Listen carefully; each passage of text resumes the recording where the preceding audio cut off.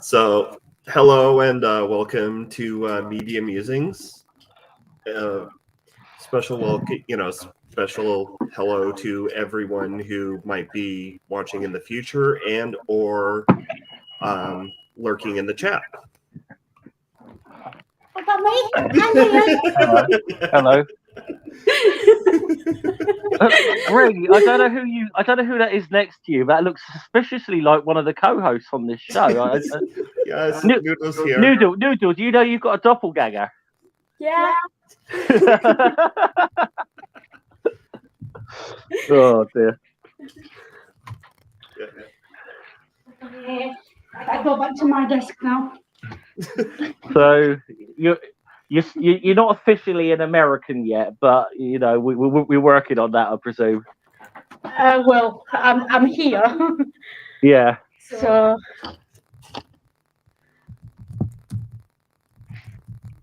I just thought I'd have a giggle. Mm. Yeah. Right. Okay. So what are we doing today? We're doing plugged-in reviews. But first, we actually have a bit of somewhat current events to go over.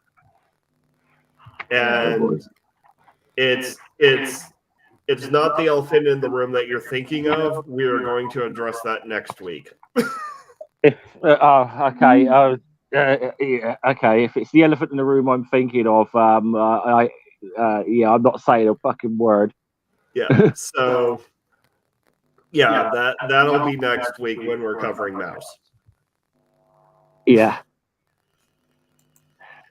But so, anyways, for those of you who aren't Americans, there's something of a national institution called the Scholastic Book Fair.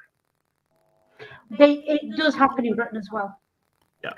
School book fairs, folks. If you're British, you dress your kids up, send up to school with tenner, and they come home with a book. Yeah. And they recently made an announcement that got a lot of backlash on social media that I unfortunately did not get a chance to see because it was removed before. Oh, it wasn't an announcement. Literally what they did when they sent the school book fair packs to the schools, they gave the schools the option. They had to opt into a diverse selection of books. And they got trashed for it.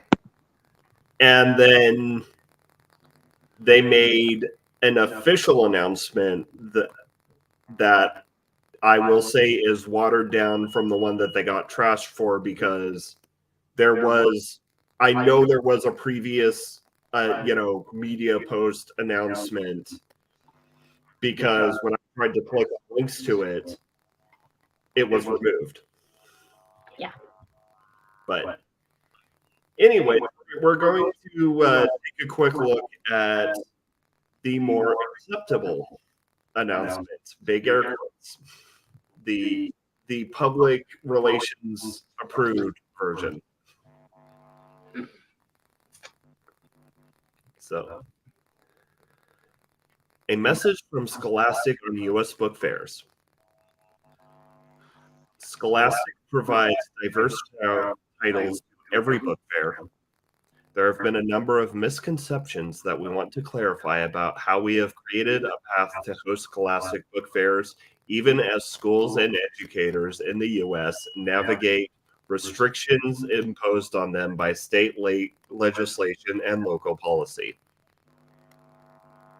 The biggest misconception is that the Scholastic Book Fair is putting all diverse titles into one optional case. This is not true in any school, in any location we serve. But people got screenshots to prove otherwise. Anyway. There is now enacted or pending legislation in more than 30 U.S. states prohibiting certain kinds of books from being in schools, mostly LGBTQ plus titles and books that engage with presence of racism in our country. Because scholastic book fairs are invited into schools where books can be purchased by kids on their own, these laws create an almost impossible dilemma. Back away from these titles or risk making teachers, librarians, and volunteers vulnerable to being fired, sued, or prosecuted. To continue offering these books, to continue offering these books as well as even more high interest titles, we created an additional collection called Share Every Story, Celebrate Every Voice for our U.S. elementary school fairs. We cannot make a decision for our school partners around what risks they are willing to take based on state and local laws that apply to their district. So these topics and this collection have been part of many planning calls that happen in advance of shipping a fair. We don't pretend this solution is perfect, but the other option would be not to offer these books at all, which is not something we'd consider. There's a wide range of diverse titles throughout every book fair for every age level, and we continue to offer diverse books throughout our middle school fairs, which remain unchanged.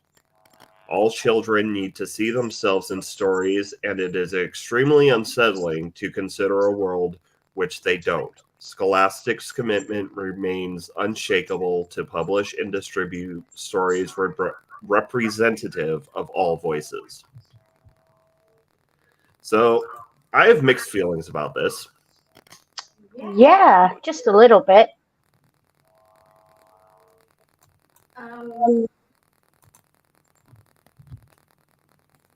It's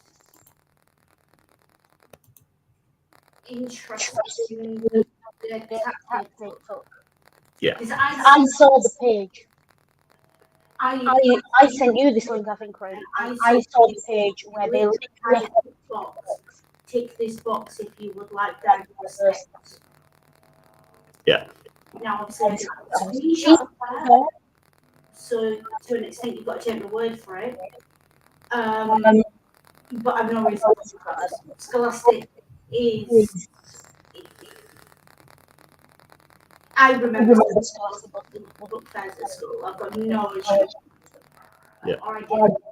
I've got no reason to say otherwise. Now,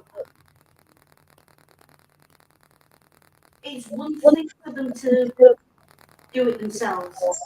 It's another to then equivocate and say that the reason they're doing it is to protect teachers and librarians. Yeah. That gets like if you are gonna do something, at least have the balls to do it. Stand by it. Yeah. And meanwhile, on one hand, I detest the, corporate cowardice of, not making any kind of a stand. On the other hand, I understand that,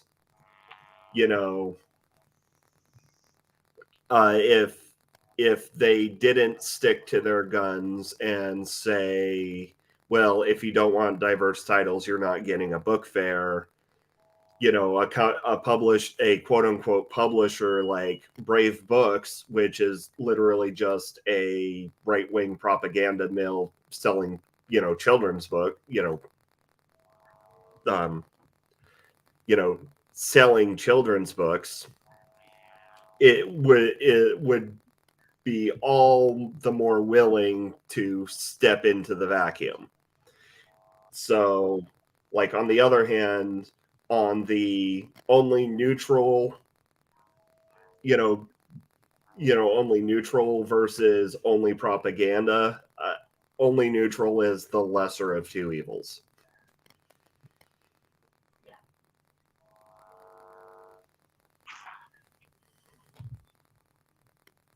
Now,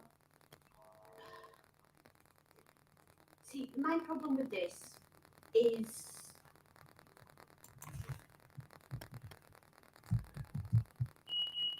you've got to check a stand at some point, right?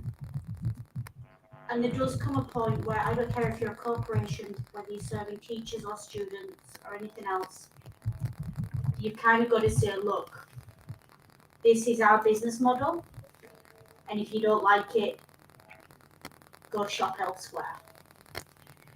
And I appreciate that Scholastic has a monopoly in US schools on this and doesn't want to lose that. But, you know,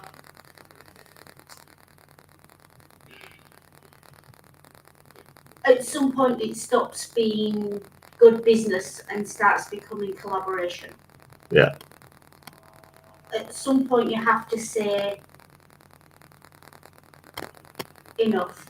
You have to say, look, I am no longer willing to trade in this environment or trade with these people.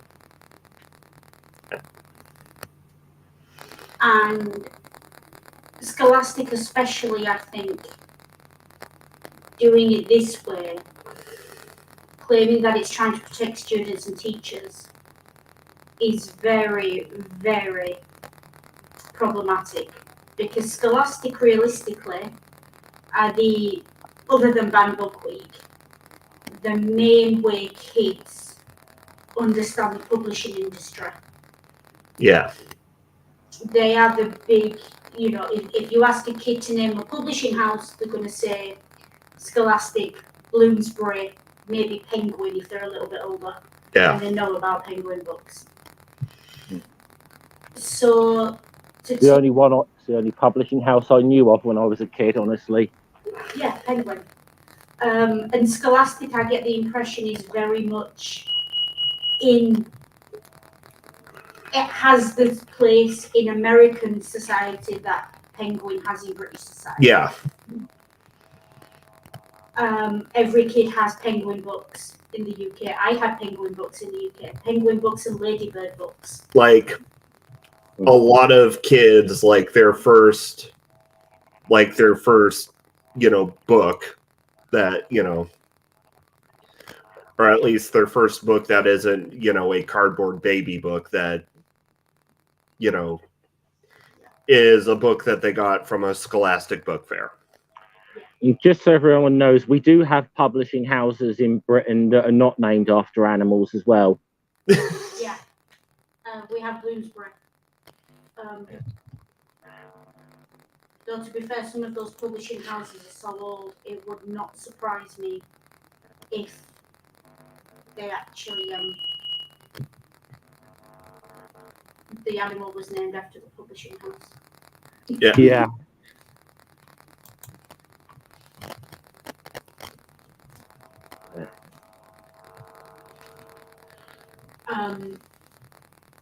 We are aware of the technical issues, folks. We're trying to fix them. Yeah. Yeah. Two people streaming in the same room. It's not ideal. Yeah. But yeah, Penguin books. But this is what I mean.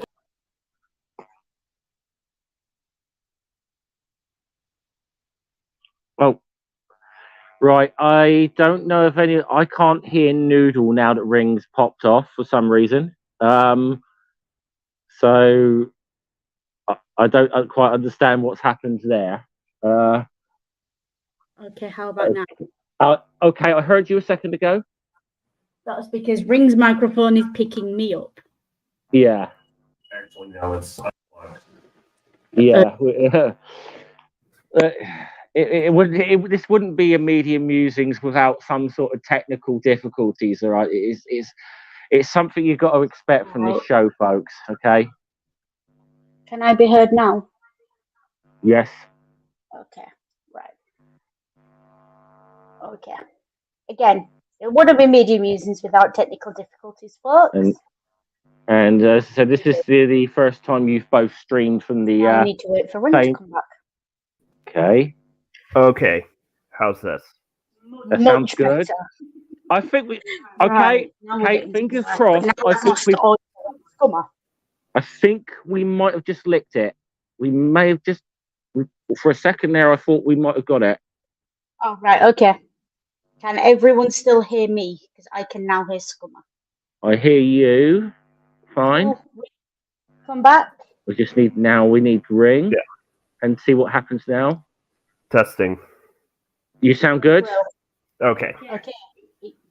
There's a little bit of an echo for me. A little bit, a little bit. Yeah, a little bit of an echo. We will work this out eventually. If not this week, we will work this out. I'm sure. Yeah. So this is where we're at. For me, I think I remember there were the Ladybird books, which were the 30 books to teach kids how to read. Yeah. And then there were the Pip and Kipper books. That was Click of the Big Red Dog, all those kind of books. Yeah. But then, other than those books, what we got was Penguin books. Fantastic Mr. Fox, Jill Murphy's Witch, they're all Penguin. And they're all that primary stage, 8 to 10-year-old, just getting out of the school set books. Yeah. Let's read something that actually is a book. Enid Blyton, that kind of thing.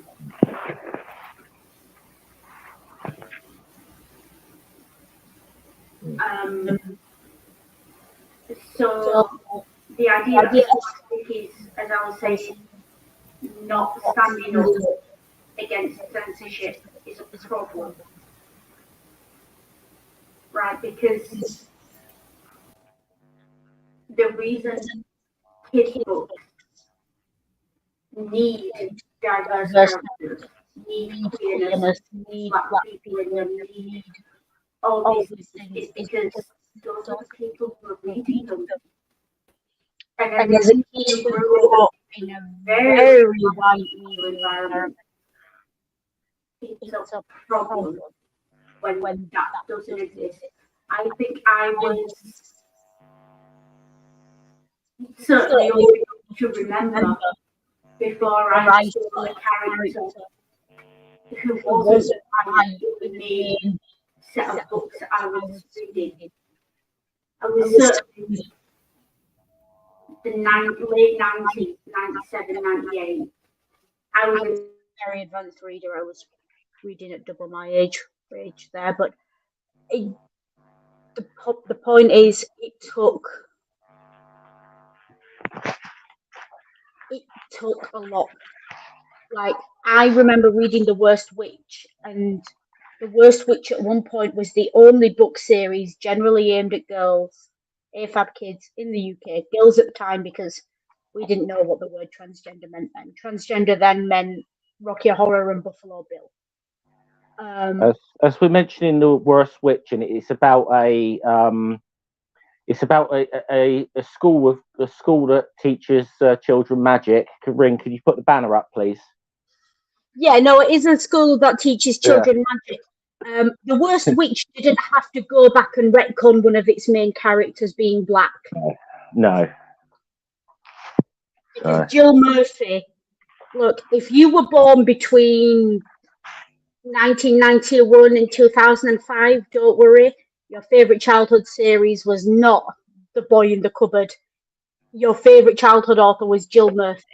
She took you from Whatever Next and Megan Mogg straight through to The Worst Witch. She taught you to read. She was 80% of your reading, especially if you were AFAB. So don't worry about it. Yeah. I have to rely on the Boy in the Cupboard. Only one of the books I think I've ever read was The Worst Witch, and that was something at primary school, and when we all had to read it. But I do remember that book. When I was moving over here last week, I had my original Worst Witch in such a condition. It was literally in 3 pieces. My Penguin Worst Witch. I was so annoyed because I couldn't justify shipping it in 3 pieces, because what the hell? I literally went online and bought the full Worst Witch box set. These are books aimed at 8 to 10-year-olds. I'm pushing 30, folks, and I will read them when they arrive with my other stuff in the US. I will. Okay, because those like there's a TV series. The TV series is on Amazon Prime. Although for some reason in season 2 and 3, the Amazon Prime version has dubbed over the English girls' voices with American accents. I'm pretty sure there was a film in the 1980s, and if I recall correctly, the great Diana Rigg played Miss Hardbroom, if I remember correctly. Yeah, Miss Hardbroom. Like the more you watch the Old Worst Witch, the more you sit and you look and go, "Oh, I've seen that character before." Miss Yeah. Hardbroom, a tall, hard-nosed, always dressed in black, potions teacher. Sorry. Sorry, I'm coughing. Mm. Yeah. Um. Not that we're accusing the channel punching bag of plagiarism or anything here. Well, we Not wouldn't that, do no, that. not at No. all. We wouldn't do that. A flying lesson in which the main character's first flying lesson goes horrendously wrong. Mm.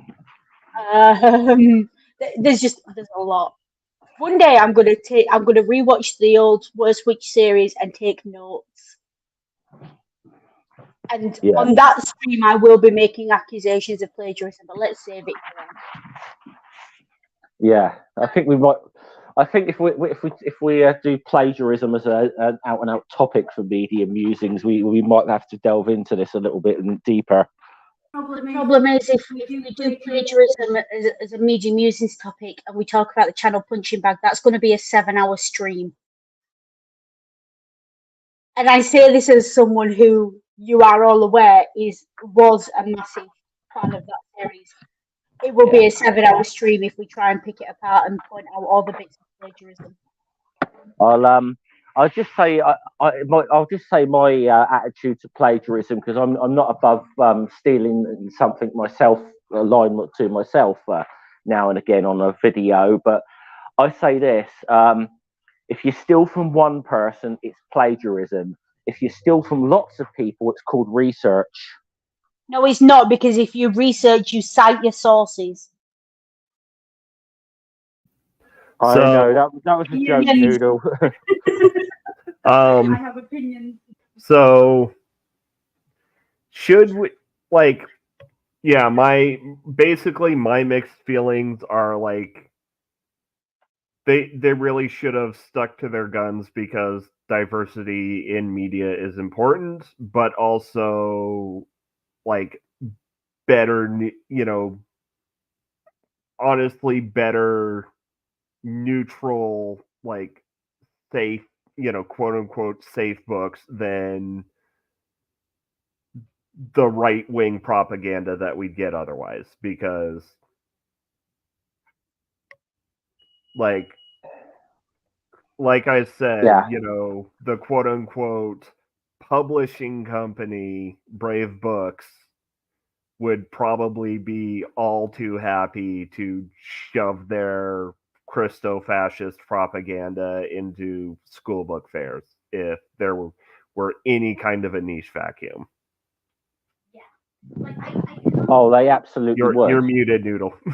I can understand what Scholastic are doing. I can appreciate that they've decided they have to hold the line. But this is, seeing as I'm talking in terms of warfare, let's talk in terms of warfare. The problem with war is, if you want to be good at it, you have to make the kind of decisions that, quite frankly, most civilians couldn't stomach. You have to leave your integrity at the door. If you want to, and to an extent, you have to do that. Like this anti-censorship and everything else. There are times when I have, as part of that movement, as part of that thing, I've had to hold my nose about who I'm on the same side as. I've had to say, okay, even a broken clock is right twice a day.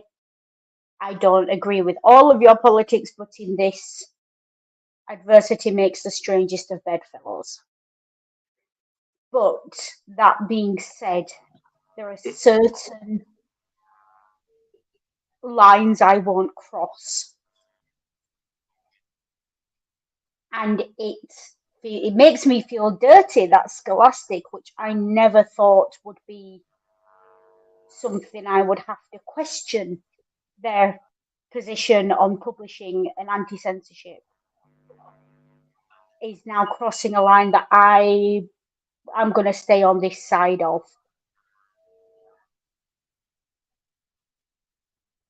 Yeah. So with the current events out of the way, shall we move on to the main? Main course. Yes. Okay. That was a Hannibal pun.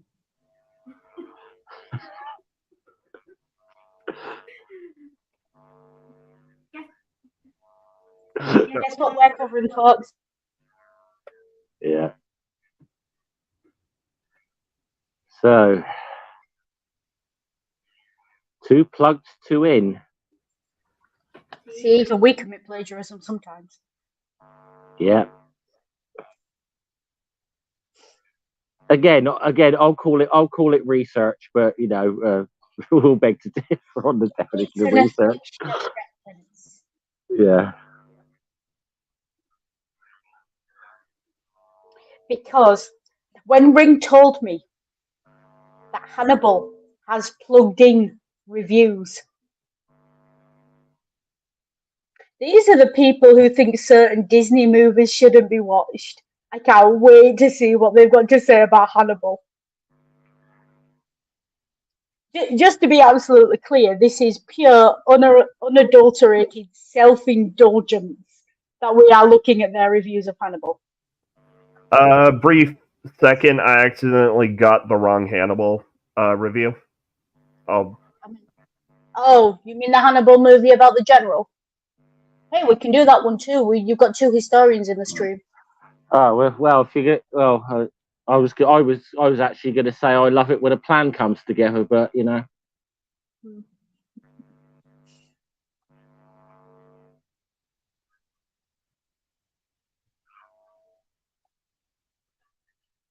Yeah, this is us just having fun. As Sandy put in the chat. Hiya, Sandy. Yeah. No, so basically, I accidentally got the Anthony Hopkins movie instead of the TV series. I've seen Silence of... We should probably do Silence of the Lambs while we're here, seeing as we've actually done that on Media Musings as well. Yeah. So, anyways, we could, seriously, we're probably gonna be doing plugged in streams for a while because there are a lot of plugged in, there are quite a few plugged in articles for movies that we haven't, that we've, covered on Media Musings, but before we started adding the plugged in segment. Okay. So, TV review, Hannibal. Can I just hang on? That plastic thing he's wearing is affectionately known in the fandom as the murder onesie. Just putting that out there.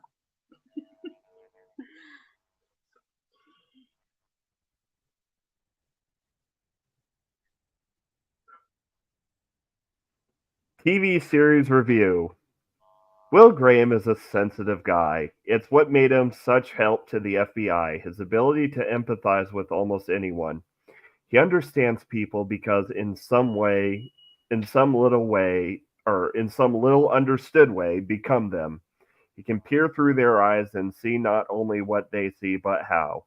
The sick, monstrous deeds of a murderer grow, if not sane, at least sensical. And through this dint of understanding, he helps his FBI cohorts, Agent Jack Crawford, chief among them, catch the bad guys. Okay, hang on, I need to interrupt. Yeah. He doesn't become them. He views the crime scene. He's a forensic investigator who basically Sherlock Holmes is the crime scene and recreates it in his mind. And the way the camera trickery works, it shows you. And he gets into the mind of the criminal from the crime scene. He doesn't become the criminal. He doesn't, this isn't Mission Impossible. He's not putting a mask on and a voice changer. Just, and also, he's not a sensitive guy. He has an empathy disorder. This is established in episode 1. Yeah, I'm gonna try. It's been a long time since I've watched the TV series, so you're probably your memory of it, I'm sure it's gonna be a lot clearer than mine. But yes, and what I remember that was the case with Will Graham. Yes, and also there is a pseudo-scientific explanation given for his empathy in the show. Apparently, he has too many mirror neurons. I'm pretty sure that's nonsense. I've never. I wouldn't be able to comment as to whether that stands up to any kind of scientific scrutiny or not. So. Me neither. But also in the first couple of episodes, he's acted as being on the autism spectrum, and actually, but then denies it and then doesn't. And there was a thing in the fandom where the writer originally wrote him as being autistic, and then changed their mind. So his characterization changes quite a lot in season 1. I preferred him. I think, yeah, I can understand why they do that though, because I think with a lot of characters, sometimes there's like it's hinted that the character hinted or strongly implied that the character is on the spectrum, if not officially diagnosed. And I think there's I think some good reasons behind that in certain ways. Sometimes because I think there's sometimes I mean this could be a whole different discussion in its own right, but there's sometimes there's a lot of bad tropes that are sometimes put out there about people on the spectrum. That they're all savants or something. I mean, look, I'm a massive fan of the Stieg Larsson Millennium series. I kind of have some experience with this. No. The thing is, right, the way Will Graham is presented, well, it's a fundamental misunderstanding of what autism is. Yeah. People think autism means you don't feel. That's not what autism is. It means your affect is dulled, which means you don't show your emotions as much potentially. And then, but you actually, they're starting to say now, and again, this is a wide open area of research. But for the first time in at least 60 years, they're actually listening to autistic people, which is a start. Yeah. And what autistic people are saying is, I don't not feel, I feel too much and I can't cope with it and I can't present that appropriately. Which makes more sense. Which makes way more sense than a kid who doesn't feel and likes to play with trains. Shall we continue? Yeah, please do. Of course, this sort of super empathy has some obvious downsides. It's not comfortable to wade into the mind of a killer. Will's gift also makes him antisocial. He has horrible dreams, and for the moment, he's in prison for killing, mutilation, and cannibalization of several young women, the result, his accusers say, of his curious empathy. Okay, so this puts this at the end of season 1. Yeah, season 1, this puts this at the end of.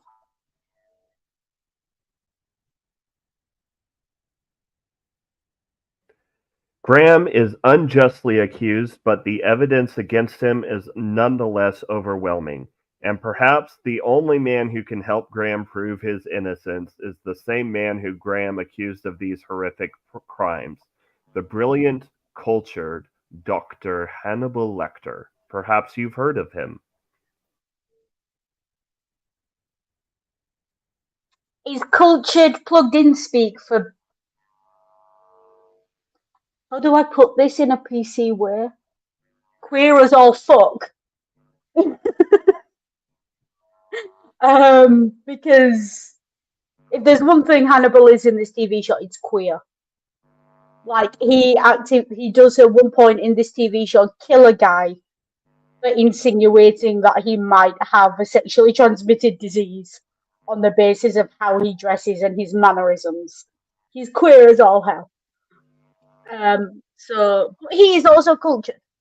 So it might be a little of both. It's very much wrong franchise, but bear with me. Is he gay or European? If he's gay and European. Yeah. NBC's Hannibal takes place well before Lecter was unmasked as a terrifying psychopath before he supped on a census taker's liver with some fava beans and a nice Chianti. You don't sup on liver. Liver is not a liquid. Oh. The series, while featuring some characters from Thomas Harris' series of Hannibal Lecter books, is not based on any one novel. This is a Lecter unfettered by bars or creepy face masks. In this NBC show, the psychiatrist is literally free to work his quasi-necromancy on the living and dead alike.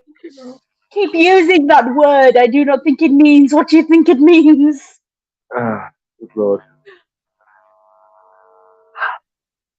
In 1991, Lecter became a true household name in the guise of Anthony Hopkins in the Oscar-winning Fright Fest, The Silence of the Lambs.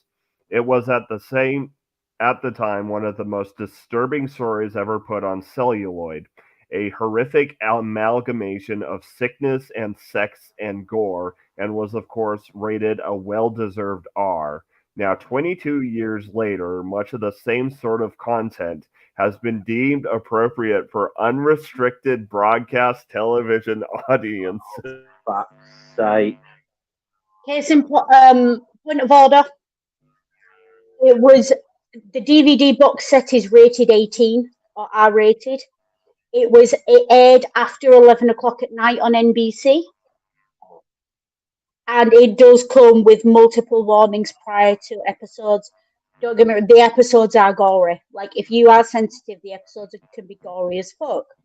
But you're watching a show called Hannibal. What the fuck did you expect? I think you kind of it's like you don't watch a Saw movie and think you're watching a movie about DIY, you know?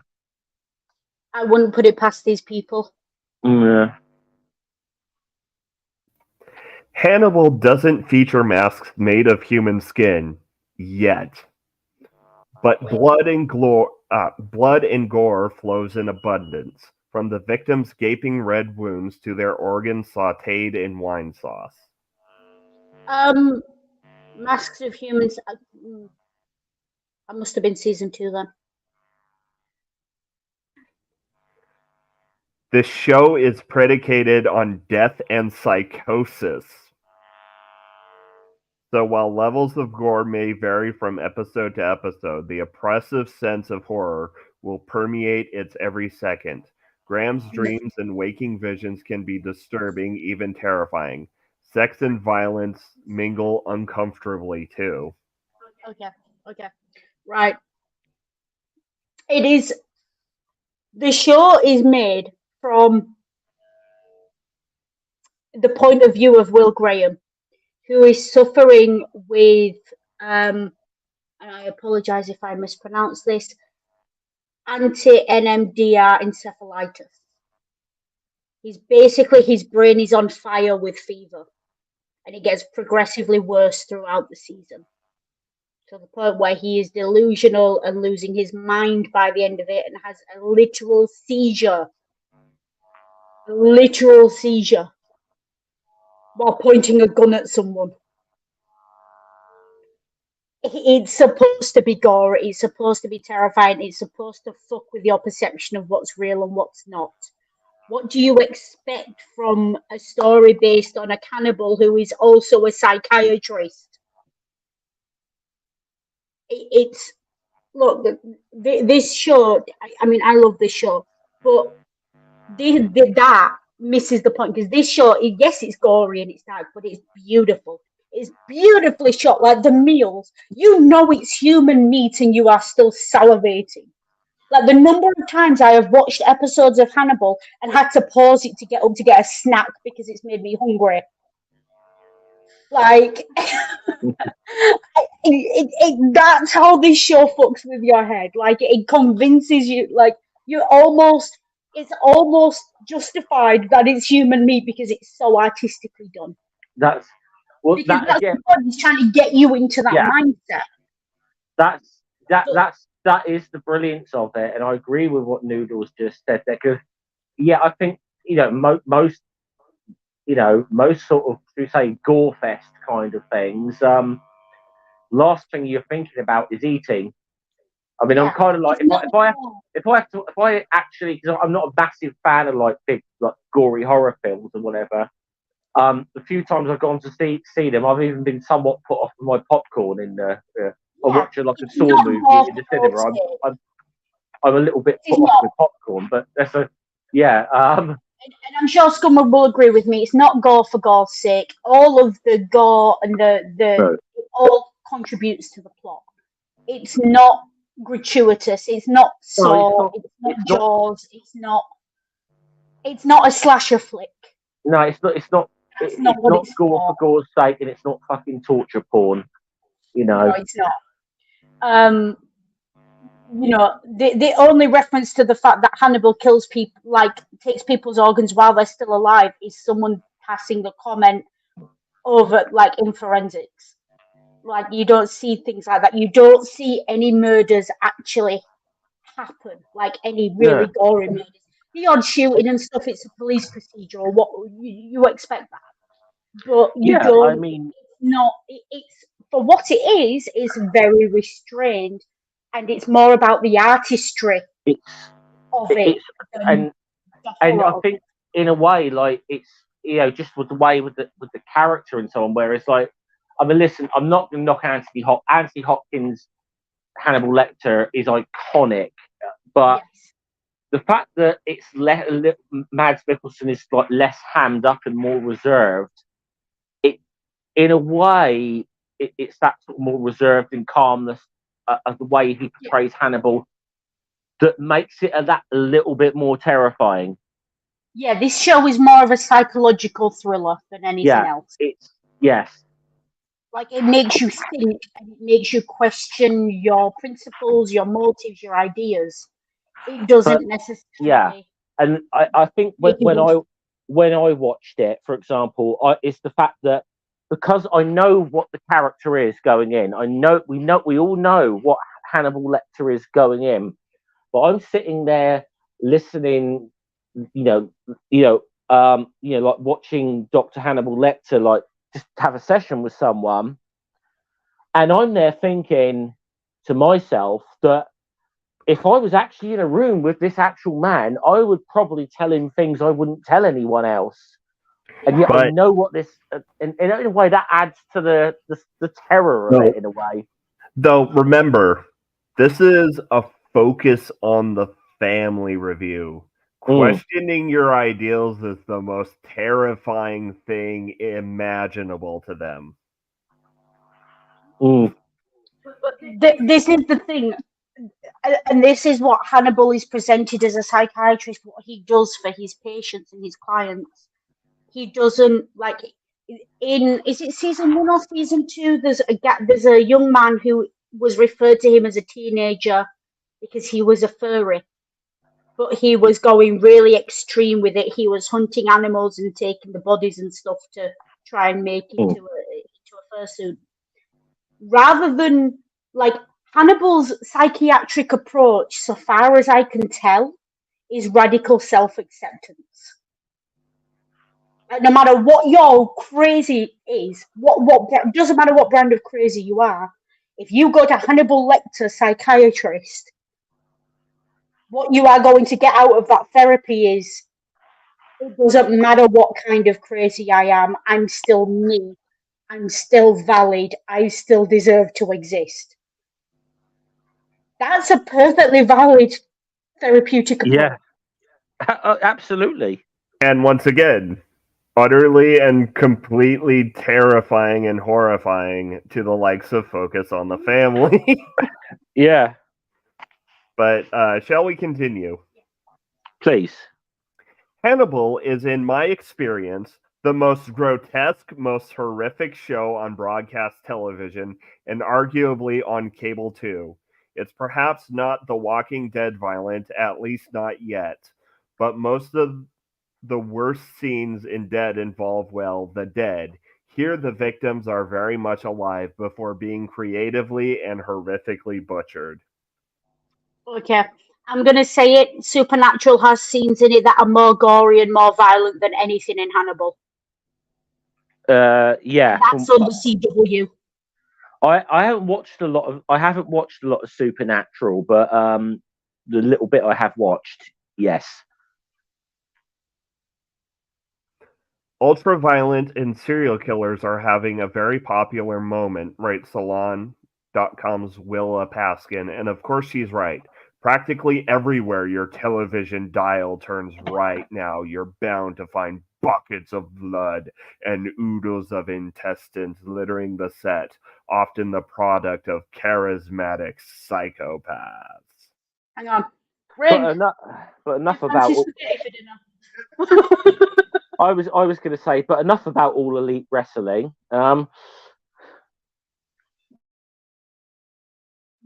I just, yeah, to me, like, oodles of blood, oodles of intestines genuinely sounds like someone's just put a cartoon version of spaghetti bolognese on a plate in front of me.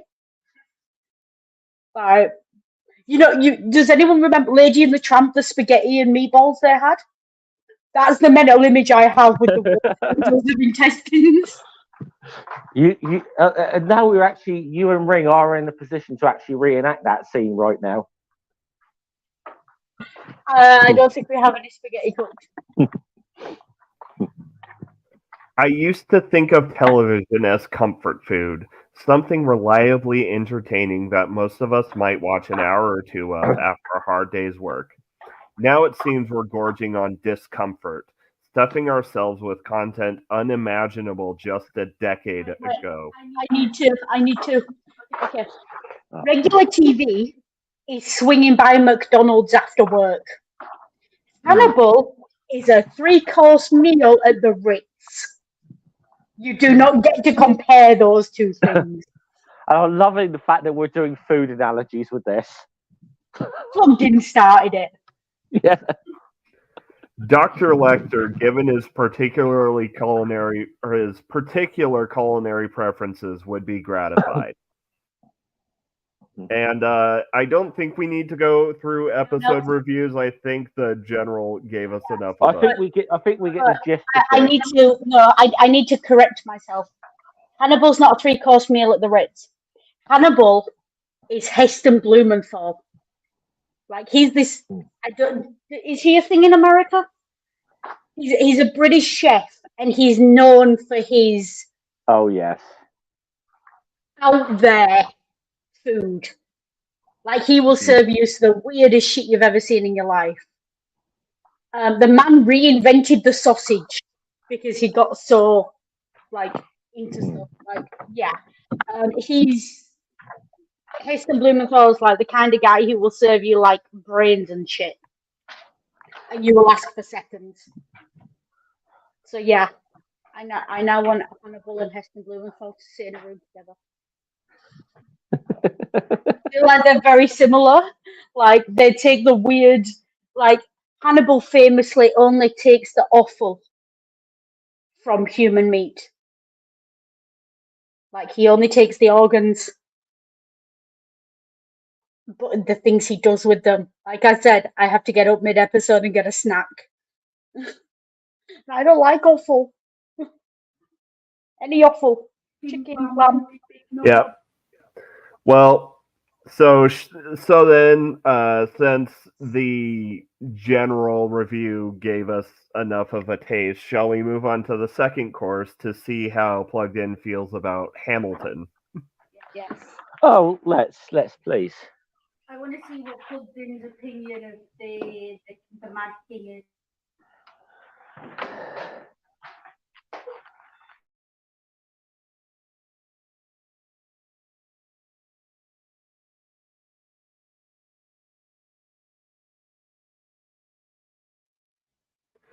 Content caution: heavy for kids, medium for teens, and light for adults. Heavy for kids. Heavy for kids. Really? Really?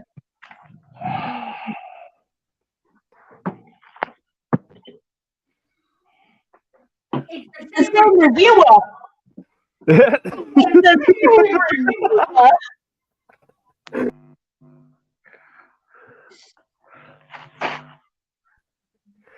So, reviewer Paul Assay, or Assay, or however you assay it. Boom. Movie review. When kids of a certain age first learned about the founding fathers in elementary school, we could be forgiven if they sort of blended together in a torrent of knee-length stockings and powdered wigs. Oh, we learned the names of most of them. We saw their pictures on our money. Maybe we learned that George Washington wore false teeth. Thomas Jefferson invented the first swivel chair. And I'm gonna pause it now because that's not the Thomas Jefferson fact I would go with. That's probably yeah. Look, I mean, yeah, but if you're talking about elementary school kids, there's a lot of things I would teach kids about Jefferson. The fact that he may or may not have invented the swivel chair, I don't know if that's true. I'm gonna just say, even if we're sanitizing some of the less savory elements of Jefferson, I'm probably gonna say something like the Louisiana Purchase, or for example, is my first sort of fact to bring up about And John Adams was kind of short. But few of us had much idea about these historical leaders really were or what they believed. And what of Alexander Hamilton, the only guy on our walls who had never been president? Wrong. Benjamin Franklin is on the 100 and he was never president. We learned It's focus on the family. Were you expecting historical accuracy? Well, let's be honest. Let's just be honest. Thomas Paine often gets overlooked in terms of founding fathers of America as well. So, but that could be a whole nother discussion. Yeah. So we learned nothing about him at all. That was before Lin-Manuel Miranda penned Hamilton, a raucous, rap-inflected, rapturously received musical that doubles oddly as a very lively history lesson. In the music... Yeah, wait. Read that sentence again, but faster. That was before Lin-Manuel Miranda penned Hamilton, a raucous, rap-inflected, rapturously received musical that doubles oddly as a very lively history lesson. Okay, and again. No, come on, no. That was before Lin-Manuel Miranda penned Hamilton, a raucous, rap-inflected, rapturously received musical that doubles oddly as a very lively history lesson. Foster! In the musical, Washington is not just the face on a dollar bill, but a passionate general and a measured, introspective statesman. Jefferson's a bit of a dandy who loves his country almost as much as himself. James Madison is sickly and pompous. Aaron Burr's an empty suit.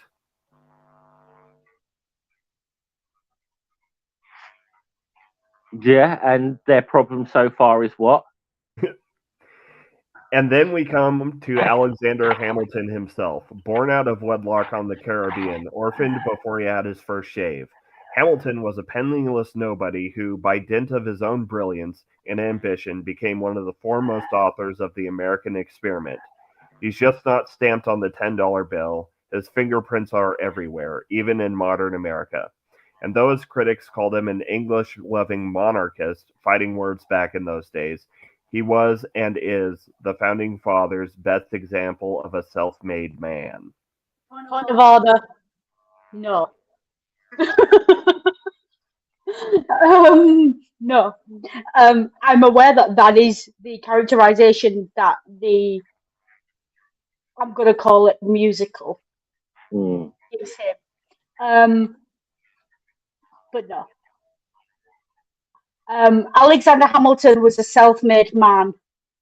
I don't know. In the way I'm a self-made loudmouth. It's no. Like, yes, I'm loud, but I'm not self-made. We're talking about a man who he was self-made in the way like the Chevalier de Boulogne was self-made. You were self-made because you had a rich daddy who sent you to private school and got you a private education. Yeah. Yeah. It's funny how you can make yourself when you've got a private education and you talk with a plum in your mouth, isn't it? Oh, Mm. the dude had some failings too. He made his share of enemies, and in the end, he died because of it. But that comes later in Miranda's musical, and this review has barely begun. Positive elements. This poor lassie's got a really weird writing style. Like he writes like he thinks he's giving a stand-up. Does anyone like that? Because he did it with the Hannibal, so like the way he talks, he writes like he thinks he's like far cleverer than he actually is.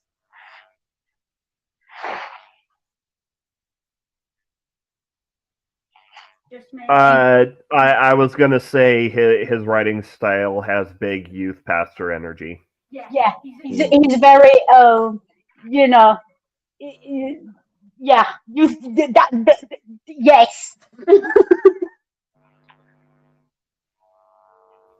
The character of the so positive elements. The character of the United States is built on a powerful sense of self-determinism.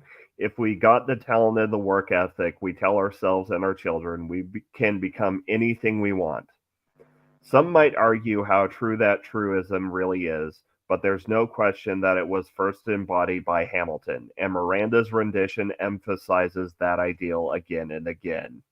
Point of order. No. As someone who has just emigrated here, and you would therefore think important. No. Do you know why they call it a dream and not a reality? Think about it.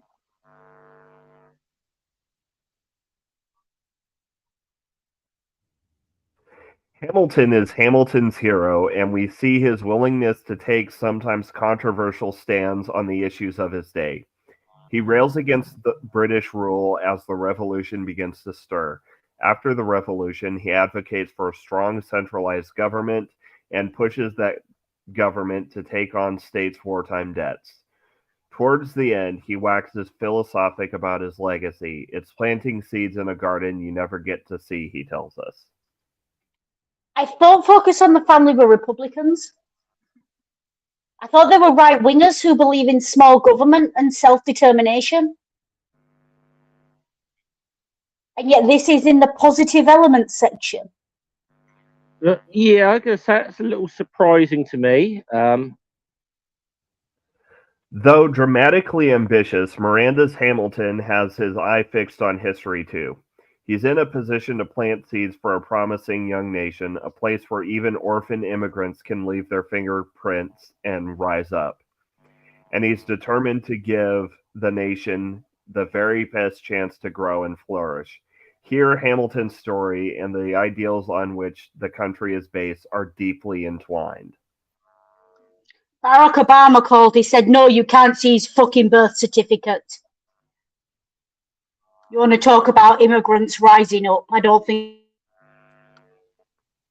But if you're looking for heroes here, then perhaps a better example would be Hamilton's wife, Eliza.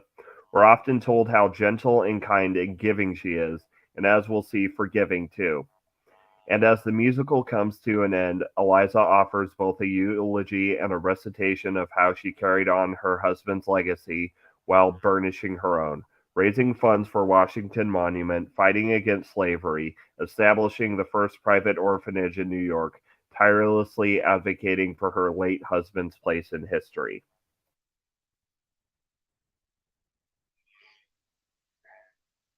I have no argument with that.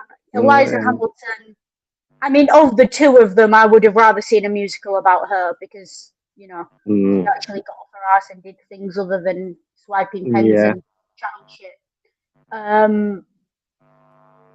But I suppose it was probably one step too far for the man who penned at least 25 minutes worth of mocking someone for being queer to dress up as a woman if you wanted the main part. We find other heroes too. Washington, so often locked in history as a marble statue, come across as a passionate, deeply considered statesman here, doing not only his best to win a war, but to get a country off on the right foot, despite having the warring geniuses of Hamilton and Jefferson in his cabinet. Eliza's sister, Angelica, proves to be both loving and sacrificial. Hamilton's wartime friends, John Laurens, Hercules Mulligan, and the Marquis de Lafayette, all fight and risk a great deal for the fledgling country, with one of them offering up the ultimate sacrifice. Can we just Right. look? When you start a civil war, there's going to be casualties. And look, all respect to anyone who, you know, actually fights their own war rather than sending teenagers to do it for them. But I'll never be comfortable with this American thing of the ultimate sacrifice. There are far worse things than to die on a battlefield in this life. To live after being injured on a battlefield is probably one of them.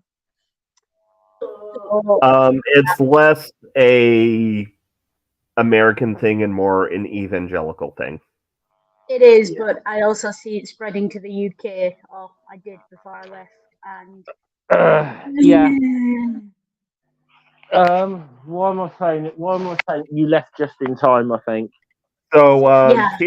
TLDR, for the positive elements, Paul Essay is sucking off the musical for being a 4th of July pageant. Yeah. Right. Couple of things. Positive elements. He's talked about how it's a historical lesson. No, it's fucking not. No. It's not. It's so historically inaccurate, it's laughable. You could change the names of those characters, set it in Narnia, and it would be more historically accurate than the nonsense that went on stage. You know, I just look. If you watched Hamilton, you enjoyed it. Great, enjoy, have fun. But La La Land was probably more historically accurate than Hamilton. Yeah, You know, as I said during the Hamilton stream, it's basically a counter myth to the America as a Christian, nation pilgrim myth. Yeah. yeah. But also, like, and I say this with extreme prejudice, the Blues Brothers was more historically accurate than Hamilton because the Blues Brothers was actually set in the time it was based in, and that is now a historical era. I could go through a list of musicals that are more historically accurate than Hamilton and don't claim to be historically accurate. And can I just say, I hate Illinois Nazis. Yeah. So shall we move on to spiritual elements? Oh, please, let's. The musical sporadically references God, faith, and religion, with those spiritual sentiments growing more heartfelt as the production unfolds on stage. Early on, Hamilton and his friends marvel about odds the gods would put us all in the same spot. Shortly thereafter, drawing parallels to Moses' promised land with a new land of opportunity. Myth to the American pilgrims. Maybe check what the next sentence is before. Yeah. Yeah. We hear some references to God's provision, and Aaron Burr sometimes reminds us that neither love nor death discriminate between the sinners and the saints. During an early duel, we hear someone say that participants should pray that hell or heaven lets you in. When Washington is set to retire from public life after 45 years of service, he pointedly tells Hamilton that he's doing like the scripture says, everyone shall sit under their own vine and fig tree, and no one shall make them afraid. It's a reference to Micah 4:4, and the real George Washington often used the phrase in his own correspondence. Look, the real Boris Johnson made reference to historical people like retiring in peace. That doesn't make him a good and effective leader. Yeah. Hamilton experiences a family tragedy and he finds himself praying outside a church. That never used to happen before, he marvels. During a duel, Hamilton says that he can get a glimpse of the other side and the people who wait for him there. Eliza talks about how the Lord in his kindness allowed her to live for several decades after her husband passed, giving her more time to talk about him and to continue, as she thinks of it, his good work. So basically, folks, TLDR, it's a saccharine Christian nonsense,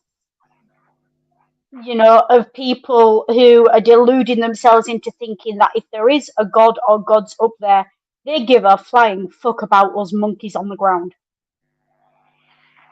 Yeah, which is again, and knowing the amount of what I do know about how popular deism was amongst the founding fathers.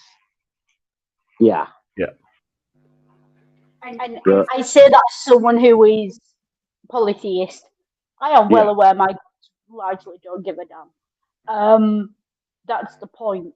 But at least I don't sit here and, blame them or use them to justify my incredibly poor ethical and moral decisions. Sexual content. Oh, The music. Are we going to get a mention of the King's hips? The musical. I watched the musical a while ago, and one of the things I do remember is the way that King moved his hips. The musical tells us that Hamilton was quite the ladies' man when he was younger, so much so that Martha Washington apparently named her amorous tomcat after him, and that anecdote is apparently true to history. Hamilton's friends boldly express amazement that he has settled down, augmenting the conversation with some pelvic thrusts, leaving the audience in no doubt about what they mean. Hamilton, we learned, also became the central player in America's first sex scandal. When Eliza and Angelica head out of New York to leave Hamilton alone to work, a woman named Maria Reynolds asks Hamilton for financial help. She clearly has more on her mind, though, and Hamilton, lonely and overworked, caves to temptation and begins a months-long affair. Then Maria's husband turns up, demands money to keep the affair quiet, and tells Hamilton that as long as the money's good, the politician can sleep with his wife all he wants. Hamilton pays the blackmail money, but ends the affair. The whole thing eventually comes to light anyway through Hamilton's own hand, in fact, and Eliza is understandably crushed. The musical also makes much of perhaps an unrequited love between Hamilton and Eliza's sister Angelica. The two exchange some lively letters in real life. Angelica jokes at first that if Eliza really loved her as a sister, she would harem Hamilton with her, forming an 18th century harem. Okay, no, whoa. Okay, a few things I have to say. First off, Rocky Horror did pelvic thrusts better, don't at me. When you read Angelica and Hamilton's letters, and I do recommend you do so, they're online, those two were definitely fucking. I'm not even going to sugarcoat it. Those two were definitely fucking. Yeah. And yes, the Tomcat anecdote is supposedly a true story. Basically, he was a player. He was a proper player. He fucked around, and eventually he found out for it. So yeah, that's all broadly accurate. Calling sisters sharing a husband a harem as a right winger in America, where you people have friggin' Mormons and shit and sister wives, is a choice. You're not saying that it might be a tiny bit hypocritical or plugged in to mention this, are you? Just saying. I don't think I can pronounce that word. It has too many syllables. Well, to be fair, like Focus on the Family probably views Mormons as not real Christians unless they're doing something they like. But when do the Mormons ever do anything that Focus on the Family doesn't like? Oh yeah, I mean, look at how much they like slobbered over the Mormons when, the Mormon movie or the Mormon QAnon propaganda movie, The Sound of Freedom. It is the Mormons, isn't it, who sell their teenage daughters to older men in the community as well. Yeah. It is the Mormons who do that. I'm not mixing them up with another group because there's a lot of cults. I'm sure they were very on board with the Mormon Church when they were was it in California on the like proposition around like gay marriage or whatever, and the Mormon Church came out very strongly against it when there was like a referendum on. I think it was gay marriage or something in California. There was a referendum on it, and so yeah. Continuing, playful joking aside, Angelica is indeed smitten by the ambitious politician. Though this production insists nothing untoward went on between Hamilton and Angelica, both hold a certain longing for each other. The match would have never worked, Angelica says, given when they first met, Hamilton was a penniless nobody. As the oldest daughter of a family without sons, her only job was to marry someone rich and well-to-do. Hamilton's son, Philip, brags that he's smart like his father, then gestures to his groin and says, "That's not where the resemblance stops." Can I just point out, is no one going to comment on how gross it is that a son knows what his father's groin looks like? He invites the ladies to come back with him, and they can strip down to our socks as well. We hear about Aaron Burr's own affair with a woman who's married to a British officer. Several main characters make some lewd, suggestive dance moves, purposefully indicating certain randiness, and one man sings about how there are so many women to deflower. People talk frequently about how Hamilton's mom was unmarried when she had him and say that he was the son of a whore.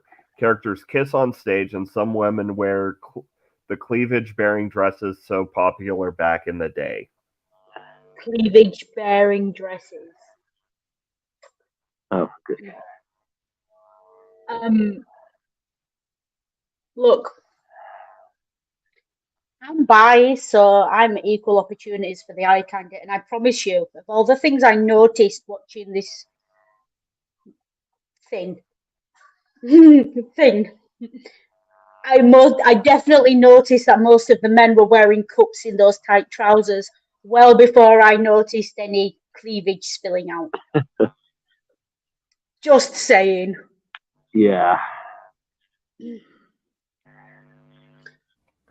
Violent content. All the violence we see on stage is highly stylized. We see no blood. That said, Hamilton's world was filled with physical strife. First, there's the war. Hamilton longs to lead troops into battle, and we see soldiers use muskets while some illustrative explosions take place on stage. Washington laments how he led troops into an ambush earlier and still feels awful about those who died under his command. One of Hamilton's best friends is killed in the war too, but the bigger issue here would probably be the frequent duels that the Hamilton family often finds itself embroiled in. The real Hamilton took part in several during his lifetime, and we see one instance where he was a duelist's second. We hear about the 10 duel commandments that outline the oddly courteous rules involved with the challenge. 2 people die in duels during the production, while another individual is wounded. Again, the action is bloodless, but we do see some tense and tragic scenes. We hear about the execution of the King of France. When talking about a general who took a bullet in the neck, Washington reminds Hamilton that it's easy to die a martyr, living is harder. Before the Revolutionary War, King George tells his American subjects that he will remind you of my life by sending out his army and killing your friends and family. And so, what? It says, yeah, it was a little bit of a thing in those times, like young, should we say, quote unquote, gentlemen of a certain social standing duelled. Okay, Yes, they that duelled with that pistols, they duelled with that swords. happened. It was a thing. Like, it wasn't legal by any stretch. I think they were probably into the whole pistols bit at this time, I'm guessing, but yeah, this time it was pistols. Yeah, but duelling's been a thing for as long as people have been walking upright and arguing over women. Because that's what most of these duels are. They're like personal slights, honor. Famously, like look up Oscar Wilde. Like he ended up doing. He challenged someone and sued someone for slander, but he ended up basically doing hard labor because he couldn't prove it. And because it was basically proven in a court of law that he was queer, and the slander was that he was queer. Pro tip, folks, don't sue people for speaking the truth about you. Just putting that out there. But is it me or is this review so far? It's not actually giving an opinion on anything. It really isn't. Just telling us what happened.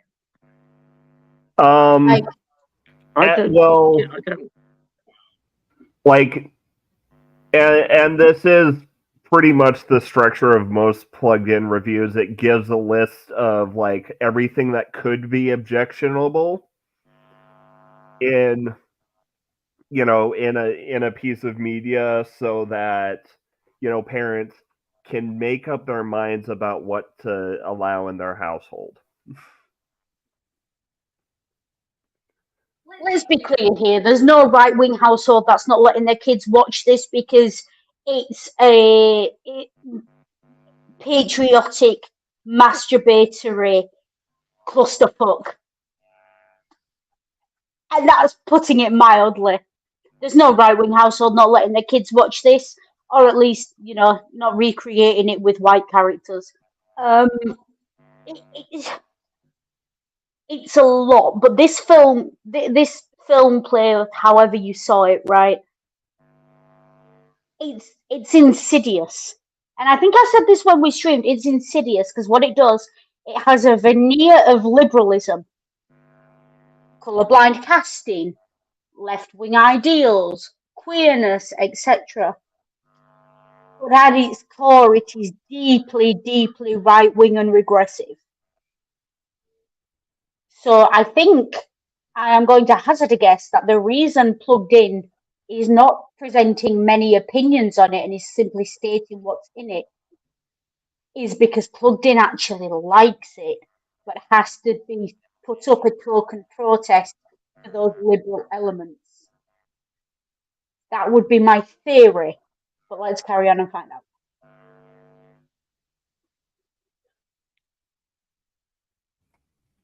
Crude or profane language.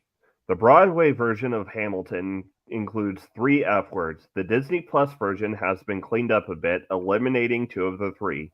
Miranda tweeted that he literally gave 2 fucks so the kids could see it. But the language is such that the original founding fathers still would have been shocked. The one remaining F word was, to my ears, never actually completed, sounding like a drown-out version of duh. So I'll have to take Miranda's word that it technically remains. But the musical also contains at least 5 S words. Through some of the dialogue gets a bit blurry amid rapid-fire raps. We hear other profanities too, including ass, bitch, bastard, damn, hell, piss, and prick. Completely off topic, Oh, but I don't know Jesus if Christ. anyone's ever done a review of 8 Mile. I was going to just say this. Look, okay, now I don't necessarily have any particular like historical evidence for this, but you're trying to tell me that the founding fathers never used profanity. I'd be very surprised. They were all military men. They probably literally Yeah. did swear like sailors. Crikey, yeah. I mean, you're telling me like soldiers like George Washington probably never swore. Come on. And the thing is, as well, right? They were, for the kind of men they were, look, if they were more offended by swear words than some of the stuff they actually did, it's not a good thing. Like, I'm sorry, if Jefferson is more offended by the word fuck than the fact that he can sleep at night after telling one area of the country that he's against slavery and one area of the country that he supports it, and also building his fortune off the backs of slaves, like, which would you rather your politicians did? Effed and blinded occasionally or owned literal slaves? Yeah. God's name is misused at least 7 times, 3 with the word damn, and Jesus' name is abused 3 times as well. You can't abuse Jesus' name. When he's up on the cross, you can't get into his ass to do it properly. Drug and alcohol content. Hamilton and the other founding fathers drink quite a bit, and sometimes Hamilton and his pals seem as though they've imbibed more than enough. They drink shots at times, but more often wine or beer, it seems, and they frequently raise a glass to freedom. They drink at a wedding party. When Washington is ready to retire, he invites Hamilton to enjoy one more glass with him. We hear about attacks on whiskey, a big issue in the young nation. Would-be voters in the 1800 election say that Aaron Burr's the type of candidate you could grab a beer with. Okay, I want to dissect that paragraph and what it's saying. Okay, they drink at a wedding party. Where have I heard of people doing that before? I mean, at least Hamilton didn't supply the wine himself. The tax on whiskey, I love how that a big issue in the. Sorry, do you hear that treading sound? Yeah. It's my university degree tearing itself up. That's an understatement. Do you know? I mean, It's quite clear that Aaron Burr is a stand-in for Trump in this movie. Like the way he's presented politically. A guy you could grab a beer with, but who doesn't say anything of any substance when he's making speeches, who changes his mind politically depending on which way the wind blows. You know, he's very much. I get it. He's acted by a black guy, but he's quite clearly like something you need to understand about Hamilton. Hamilton is not about Hamilton. There's a reason the Hamilton movie came out when it did. It's because it's not about Hamilton. It's not about the founding fathers. There's a reason. Like, do you know why Vietnam War movies started coming out in 2005? It's because they weren't about Vietnam. Yeah. Why there was a massive flux of movies about ancient Rome in the early 2000s because they weren't about ancient Rome. They're generally I mean, these are the things that allegories for like conflicts that are going on in the current time. If anyone's seen like the 1970 movie, which obviously got turned into a TV series, MASH. Yeah. It was set in Korea, but it was an allegory for Vietnam, which was going on at the time. Or Noodle, would you perhaps say that Ridley Scott's Napoleon movie isn't about Napoleon? It's definitely not about Napoleon.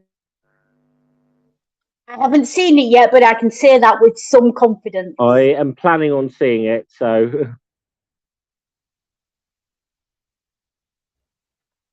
So am I eventually.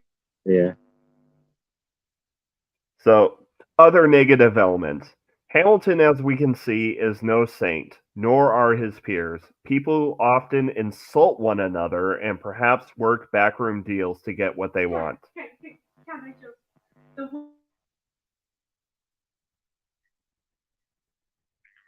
Isn't that like Word politics in perhaps general? is doing a lot of heavy lifting in that sentence. That's doing a lot of heavy lifting. Well, because no one else was in the room where it happened, the room where it happened. As I said, perhaps is doing a lot of heavy lifting in that sentence. Hamilton's ambition, albeit with a healthy sense of duty, pulls him away from his family at times and leads him to a really compromising situation. When he lands in that situation, he tries to cover up his misdeeds for as long as he can. And while times have changed and duels back then were seen by the American aristocracy as necessary evils to defend one's honor, in this contemporary time, we can't overlook the fact that not only did Hamilton participate in them, but gave his own son dueling guns so he could participate as well.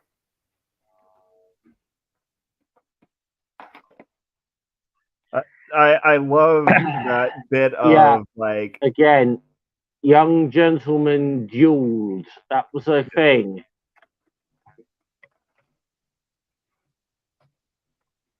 I mean, crikey, one of our one British Prime Minister actually fought a duel while he was in office. And the thing is, right, young gentleman dueled. Please excuse rings sneezing in the background.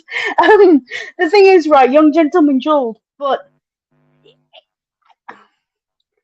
it's like saying it's a bad thing that Hamilton gave his son guns to do duels. It's a bit like saying it would be a bad thing in the modern day for a man to buy his son his first car. Yeah. It was that ubiquitous. Well, I'm just wondering what Plugged In's views on the Second Amendment here are, because and I'm pretty sure it's an American tradition by now, isn't it?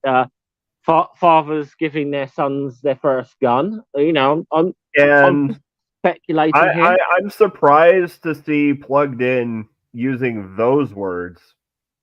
American aristocrat. That's a hell of a. That's doing a lot of it. This entire sentence is just. I feel like this entire sentence is basically the foundations for a very big building. It's holding a lot up.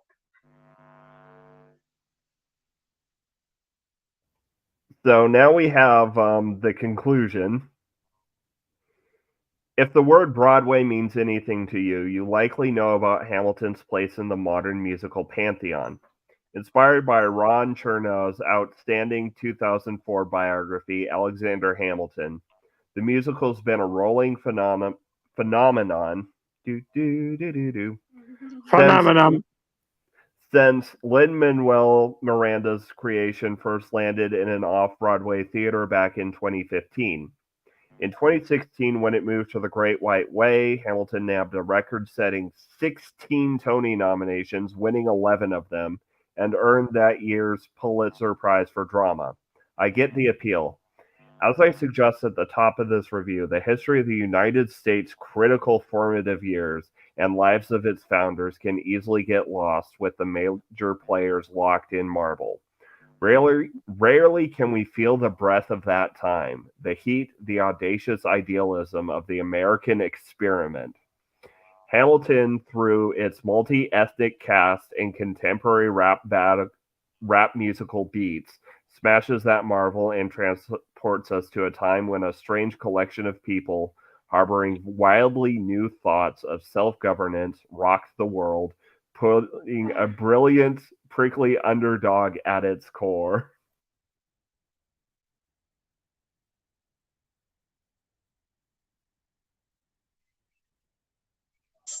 There's a lot to unpack there. So what I'm going to do, I'm going to pick up the whole suitcase and set it on fire.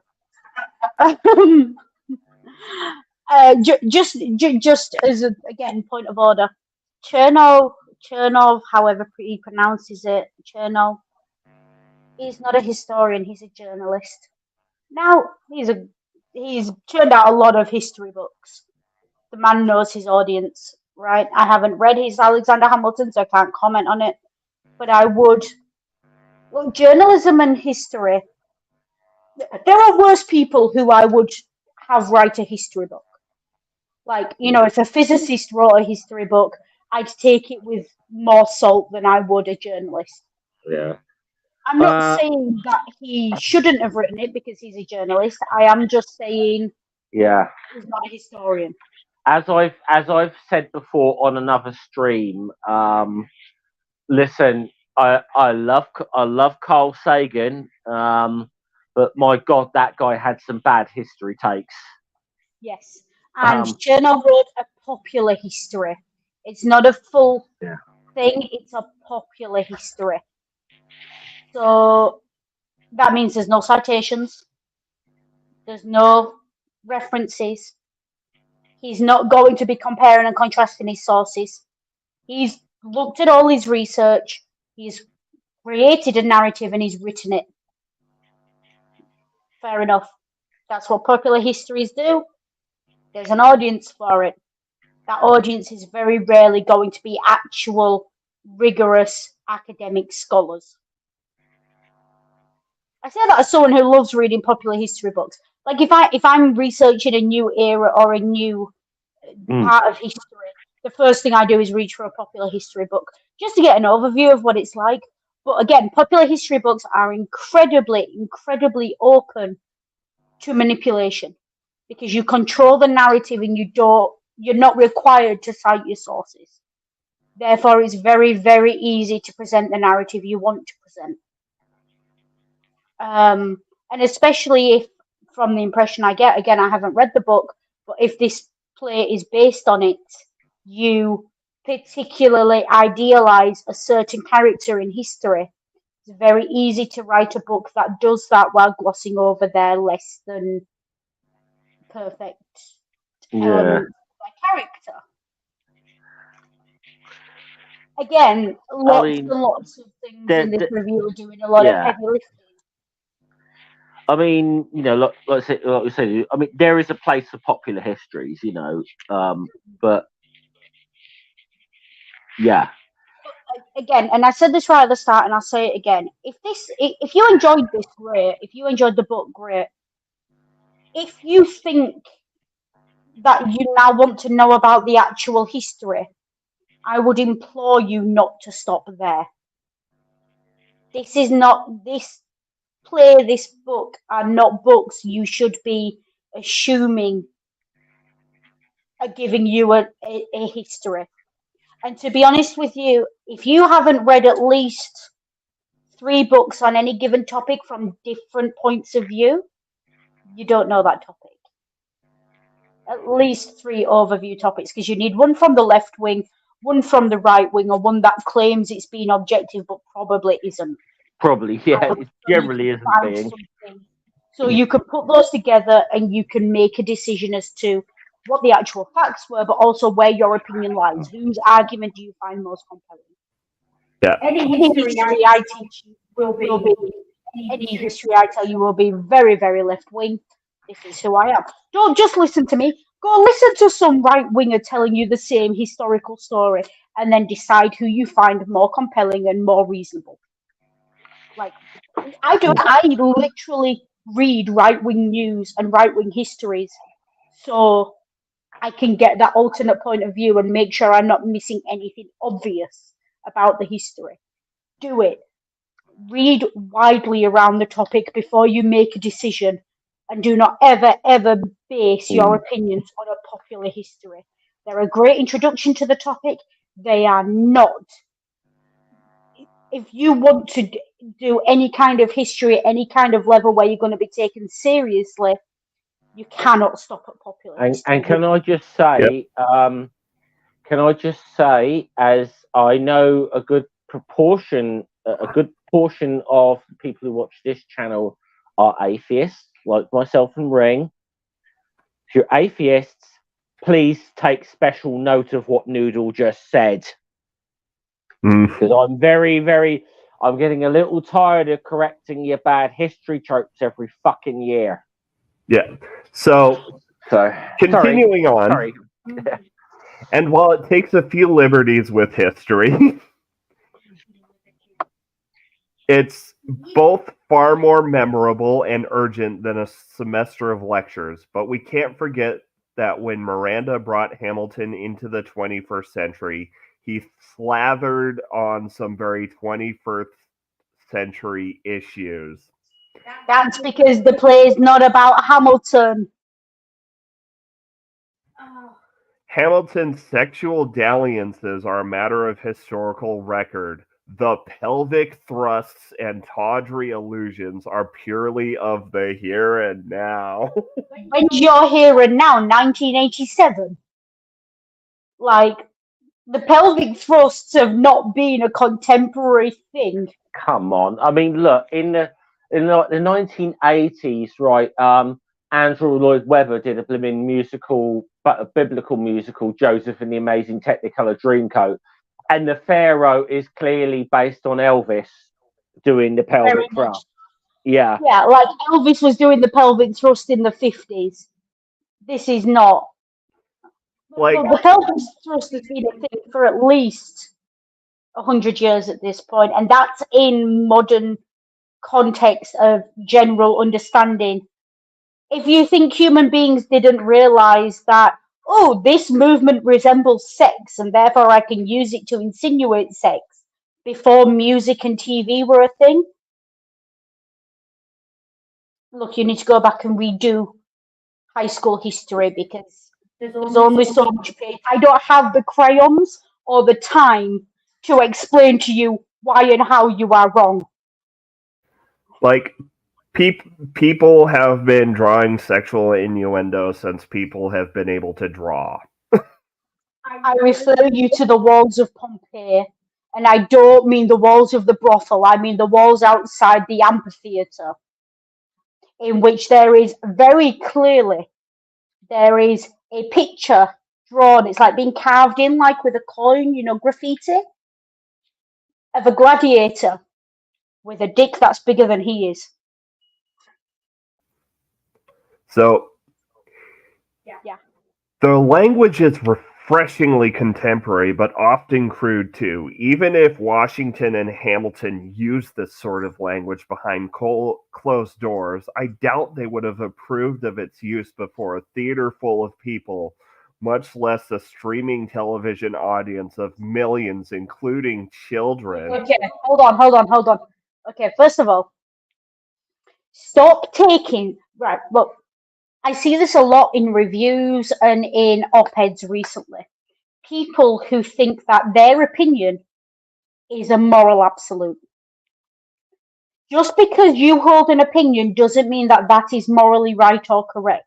It's an opinion. Second of all, stop putting your opinions into the mouths of historical and literary figures. I don't care what you think Jefferson and Washington would have thought of this crudeness. You may as well have told me what you think Professor Dumbledore thought of it, for all that matters. Okay, it doesn't matter. Like, stop putting your opinions into the mouths of other people. Stand by your opinions. Grow a fucking backbone and stand by your opinions instead of being a mealy-mouthed. Look, I have opinions, and I stand by my opinions and I say them, but they are my opinions. I don't sit here and say that I think such and such would have thought that when it's what I think. I tell you what I think, and I like to think I'm reasonably, blunt about it. If you've got an opinion and you feel that strongly about it, you should be willing to stand by it.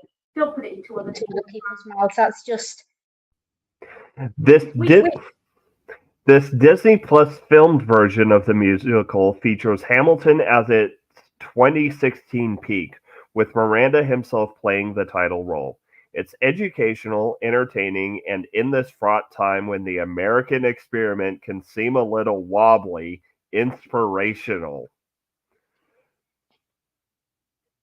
So's the movie with Will Smith where he goes to kill the aliens and the president makes that speech, but no one's claiming that's educational. I can't remember the name of the movie. You know which movie I mean. Please Independence check Day. out Independence Day. This has been done on Media Musings. Go and check that episode out if you wish. Independence Day is very, very inspirational. I'm not American. I did not live in America at the time of watching it, and that speech still makes me cry every time. Doesn't mean it's valid. Doesn't mean it's morally or ethically right. Doesn't mean it's even accurate, because that movie does hit different post 2020 when we know the world would not stand together against an existential threat. So, Yeah. The problems and fights back then echo our conversations now. If they figured out how to overcome those difficulties more than 2 centuries ago, why can't we? But that doesn't make Hamilton suitable for the whole family. Take a page from the musical's Washington. Weigh the evidence, think of the benefits, but consider the costs. Before pushing play, it's sometimes good to push pause. right. When I watched Hamilton and I said it was queerphobic as fuck, and the representation of the king was queerphobic as fuck, the fact that it's not mentioned in that review is my evidence. Because they made no comment about any of that. So that tells me straight away that they agreed with that presentation. And the way the king is presented is, quite frankly, pure propaganda. I mean, don't get me wrong, he was a few sandwiches short of a picnic, and he was a bit, but so's every royal family. That's what happens when you. Yeah. I've got to be honest. I mean, if people have listened to this for any length of time, would probably tell you, I am not a royalist. I can guarantee you that Noodle is not a royalist. We might both hail from the UK, but actually, but as far as British monarchs go, I actually tend to find George III one of the more sympathetic ones, personally. So you do need to understand that when we say more sympathetic, we are talking about on a spectrum from pretty much the worst of the Roman emperors. But it is the caveat is that is as Noodle said, it's a low bar to clear. It's a low bar. The bar for that to clear is so low. It's like you can get a drink in hell at that bar. Yeah. So since we do have a bit of time, I figured I'd add on a surprise dessert. Coming from the period where Focus on the Family was way on board with DreamWorks because it was immediately after The Prince of Egypt. We're going to be looking at Plugged-In's review of the only other animated DreamWorks feature we've covered so far on Media Musings, The Road to El Dorado. I unfortunately now again. I thought you were going to make us sit through a review of the Prince and of Egypt. Again, now I'm going to be a little blind on this one because I don't think I was in that stream, and I don't think I've watched this. So to be fair, we're going to be looking at the Plugged-In review for the Prince of Egypt when we cover the Prince of Egypt. Yeah. Okay. I will need alcohol for that one. Yeah. So. And of course, this was written before they had their content caution system up, which is why it's not applicable. Okay. Can I just?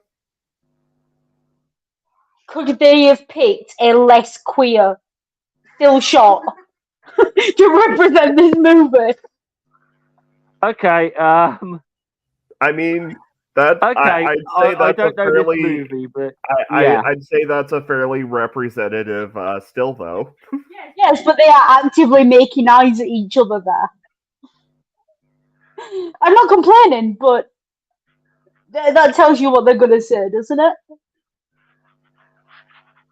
I think I know where it's going already. Wait, scroll up. I want to see who the reviewer is. No, it's a different guy. Smithhauser. Bob Smithhauser. Strange name. As a general rule, I don't take the piss out of people's names because I have a weird one. But Smithhauser. In The Road to El Dorado, two-bit con men follow a treasure map to a legendary city of gold. The dreamer Miguel and the schemer Tulio brave sharks, leeches, and rival fortune hunters before landing in paradise and being revered as gods. To walk away rich man, in fact, to walk away at all, they must sustain the ruse with the help of Chell, a shapely native girl wearing just enough sarong to preserve the film's PG rating. Okay. Okay. Yeah. Again, I haven't seen this movie. I'm lacking a lot of content here, so it's good in a way that I can look at this as someone who's not watched this movie and look at Plugged In's review here and determine if I want to watch it or not. DreamWorks has used.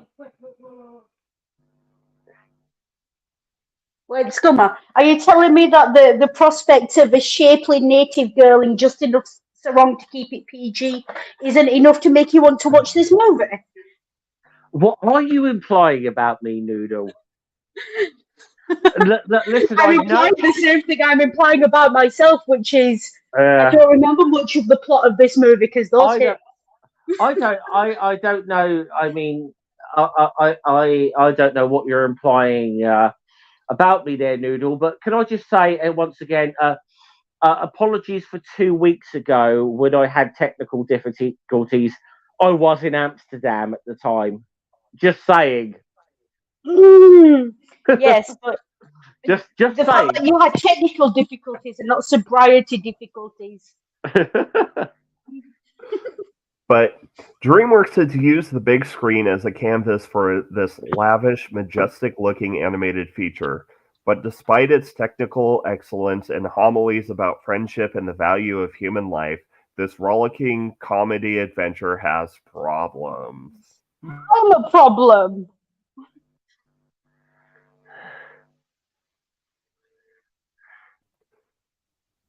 Our parents' jaws will clench at the very first line of Elton John's opening theme song. Our glorious city was built by the divinities, by gods. Yes, polytheism is pervasive in this Mayan utopia.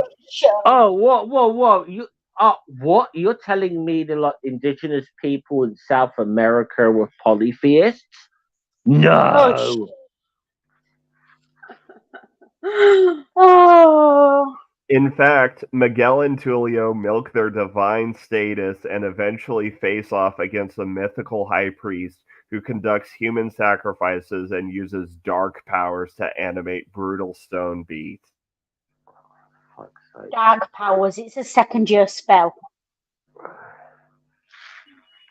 Also, brief nudity, sexual tension, a few mild profanities, and shocking amounts of animated violence raise questions about El Dorado's target audience.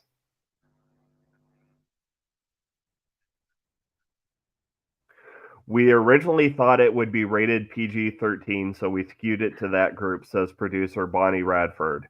But when we thought we could not exclude the younger kids, even teens may be turned off by the brassy, morally ambiguous tale of unrepentant rogues who cheat, lie, steal, and seem richer for it at the end. He did not watch the same movie we watched. Right. Again, I'm lacking context here, so. And that's the end of the review. That's the end of the review. Okay. Yeah. So you've watched it, I haven't. How accurate is that review? I mean, it depends on your point of view. Like, this is the thing. Are we accurate or are we authentic here? Because if you asked me to pretend to be like Hyacinth Bucket and to write a review of that movie, I'd probably come up with something very similar to what we just read. Yeah, well, and it's pronounced bouquet, you know. Okay, don't at me. Yeah. Um, but right, there's nothing technically inaccurate about anything it says, but the tone.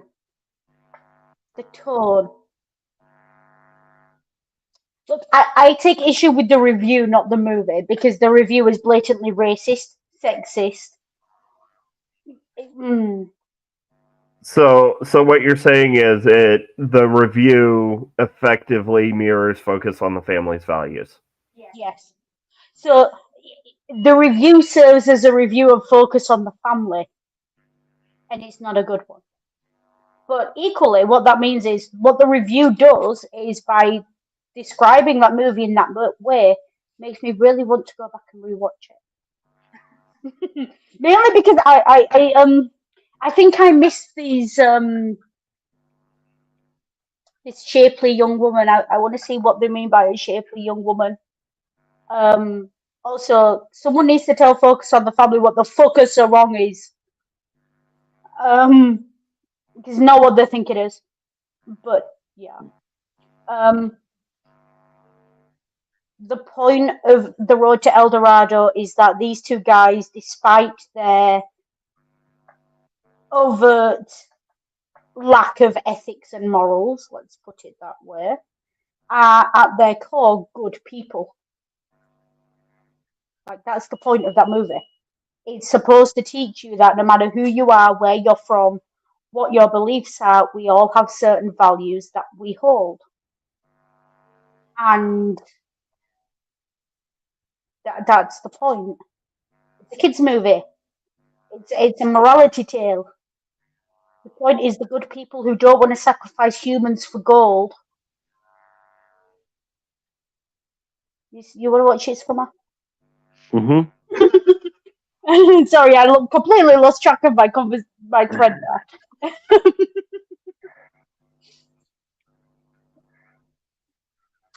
Okay, that kind of somewhat reminds me of the Native American princess in one of the Asterix books, Yes, very much so.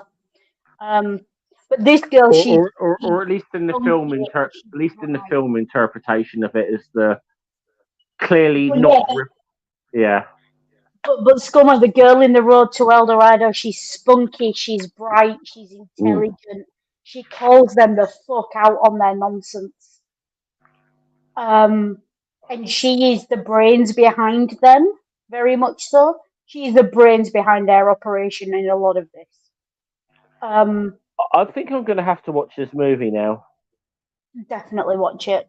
Like, Well, I still view it as the best 2D animated DreamWorks film, and possibly Okay. the best DreamWorks animated film that I've seen. I've got to add it to things I've got to watch. But I don't know if you know this, guys, but I'll just say it's going to be difficult to watch a lot of stuff because I've got a lot of books to read at the moment.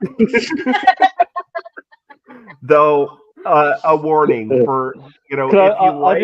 Should I explain the inside joke to anyone who's watching here? Before Noodle left, they very kindly sent me a lot of books.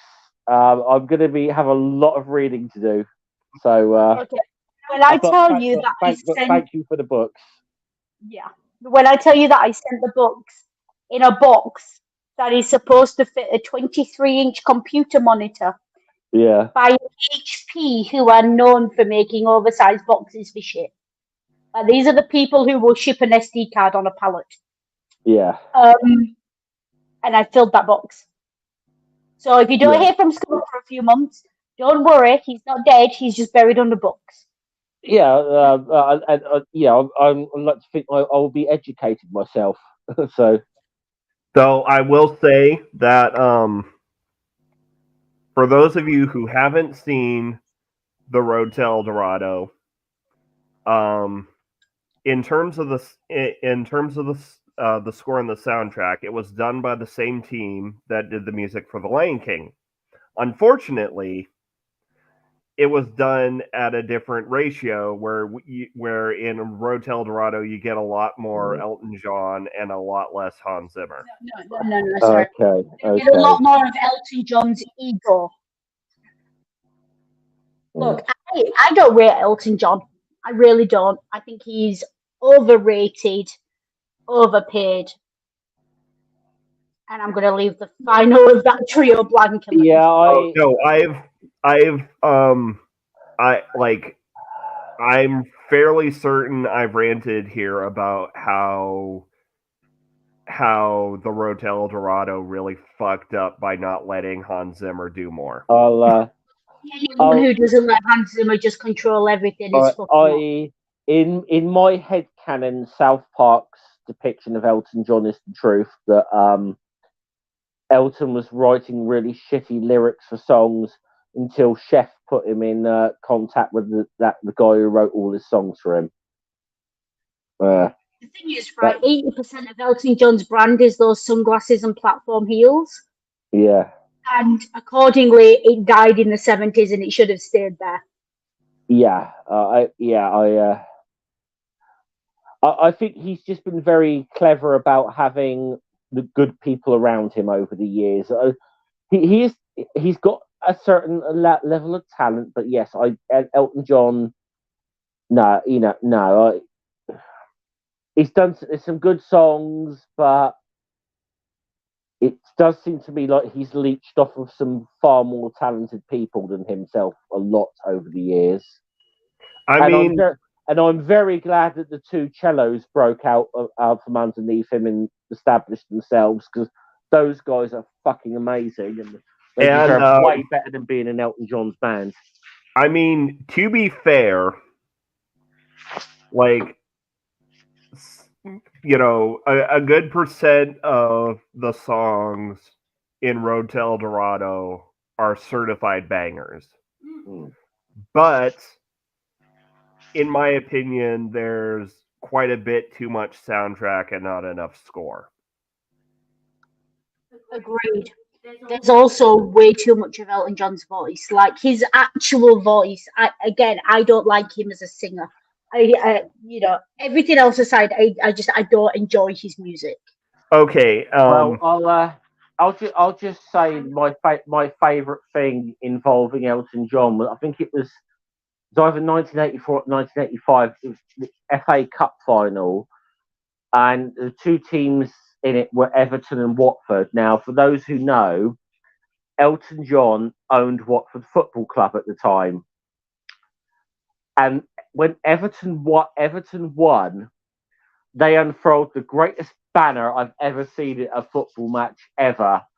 And it said, "Sorry, Elton, I guess that's why they call us the Blues." See, he had a few reasonable songs. Like, I had a phase as a teenager where I listened to Your Song on repeat, because who doesn't? But to be honest, the only song I ever go back to by Elton John is the 1997 version of Candle in the Wind. And I only do that to be political. If you know, you know. Yeah. It's not a good song, but if you know, you know why. When I say I made a playlist for when the Queen passed and when the King was coronated and that song was on it, if you know, you know. I'll say this, yes, as a song, I prefer the original version of it, but I understand why that particular version is a subtle slap in the face to... Oh, no. When I tell you that when the whole of England was watching the coronation, and I turned my speakers on and blasted that music out right as he sat down in the chair, my neighbours were not pleased with me that day. I can imagine. Yeah, I can imagine. And if you say all of England watched the coronation, I guarantee you, no, all of England watched that. All of England, all of Britain watched that funeral. I guarantee you. But way that more coronation, I didn't watch the coronation. And I'm going to say so more so than the late Queen. Very It much was so. more. It was more emotional than the late Queen for the whole I country. didn't watch the coronation. What I did was follow it on Twitter, and when people started saying he's in the chair, I pressed play on the music Mm. because I ain't giving my watch time to that. But so, anyways, you know what? That was a look. Like comparing Hamilton or the reviews for Hamilton and the reviews for Road to El Dorado. That's what you look like when plugged in. Really likes something but is afraid to say it because it's perceived as left wing versus plugged in really doesn't like something but can't really say that because they love DreamWorks is the one competitor to Disney and they're still kind of pushing a Disney boycott. Mm. I will point out though, look, Hamilton presents itself as like left wing. Miranda has a lot of political statements he's made that I don't necessarily disagree with. But if you think Hamilton is anything but jingoistic, nationalistic, paternalistic propaganda, you're wrong. I said that in the stream when we talked about it, I think, and I'll say it again, you're wrong. That's why Focus on the Family likes it. It's not because it's a good kids show, it's because it's pure propaganda. Which is why I say if you think you know the history of that era, but all you've seen is Hamilton, you don't, and you need to read more widely and make a decision based on something other than snappy song lyrics and incredibly biased characterization of all parties involved. But it's very interesting to me how that Hamilton review goes on and on and on and on. And yet, for an entire season of Hannibal, we got what, 5 paragraphs? Mm. Again, I asked for us to do the review on Hannibal because Hannibal it's just funny to me. The idea of some right wing god squatter who, quite frankly, balks at the word fuck, having to sit down and watch a TV show about a queer cannibal, and his boyfriend. That's just amusing to me, okay? It's simple, but I find that funny, okay? That's a great mental image. And, I would have loved to be a fly on that wall watching them watch it. But the review's as close as we get. Like, that was my just... Look, I like to think I'm a good person. That doesn't necessarily mean that I don't occasionally take pleasure from the discomfort of people I despise. So long as it's only mild discomfort. I don't want them to go through anything actually bad because that's not nice and not good. But a little mild discomfort. Yeah, it's like a lot. There's let's put it this way. On Twitter today, I saw just something that made me smile a little bit. It was my own member of Parliament, Paul Holmes, a Conservative, having a Twitter fight with Nadine Dorries, who was a Conservative MP until recently. I took a little bit of pleasure in that, just watching them fight amongst themselves. Now, that doesn't mean that I don't want. It doesn't mean that I want to. As much as I don't like either of them, doesn't mean I want to see them in like saw traps. No. Well, I don't want to see them. maybe Nadine Dorries at a push, but no, I want to see Nadine Dorries on like. I want to see her as a puppet.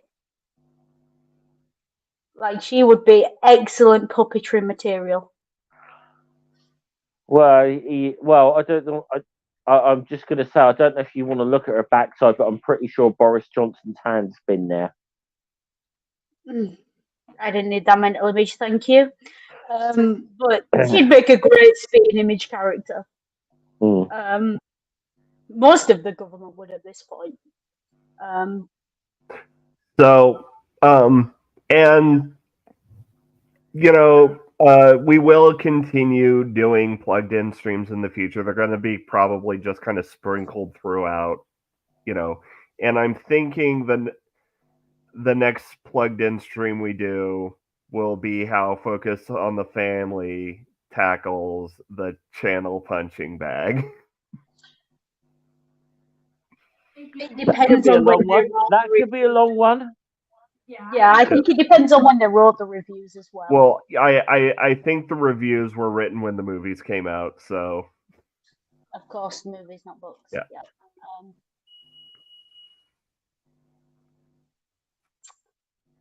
so I don't think Plugged In does book reviews. I have a lot of issues with those movies, but I promise you they're not the same issues Plugged In has with those movies.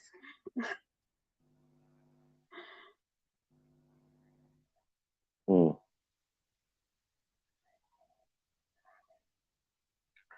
Yeah, probably Really, not. really want to see how they handle 16-year-old boy has crush on male character who he is more than convinced is male and is also like he's never met.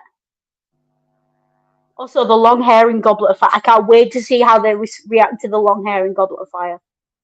Yes, we need to do this stream next week. This is going to be fun. Bring popcorn, folks. No, not next I week. think there's a plan Just next time we do a Plugged In stream because Next Yeah. time we do a plug-in. Yeah. Bring popcorn, folks. Like, we will let you know when that's coming because that's I do think I don't know. I mean, I don't know if we can make this a regular thing on Media Musings, like a once a month thing. But I do think, I think Plugged In's definitely something that's going to be an ongoing thing here. Media Musings versus Plugged In, definitely. I mean, at least until we catch up on stuff that we've covered that we haven't covered the Plugged In review for. Yeah. Mm. We've got nearly 5 years of back catalogue. We are never catching up. We could stop doing regular Media Musings from now for another 3 years and still not catch up. Although that does remind me, I want to know what Plugged In thinks of the Blues Brothers. Though also remember, We'll not put that everything on we've covered, not everything we've covered on Media Musings has a Plugged In review. Yeah. If it's there, put that on the list for the next time we do a Plugged In, if they have got a review of it. Now, next week, we are going to have to open the stream with a discussion of the political elephant in the room because we are going to be discussing Mouse. Mm. Political elephant, pun intended? No, it was not intended. Mm. It's just we can but hope that in the next 7 days the discourse calms down and becomes a bit more civil. But I'm not going to hold my fucking breath. Yeah, don't. You might turn blue. Yeah. Yeah, I'm I guess I'm not wondering. I'm wondering if I should thank Israel for making the next topic very topical, or if I should be mad at Israel for this.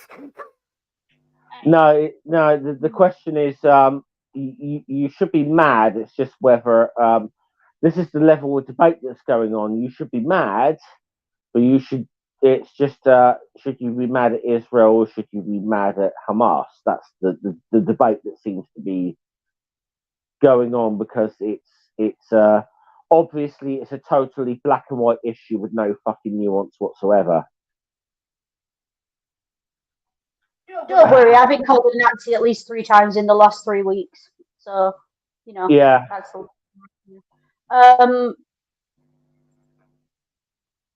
this is.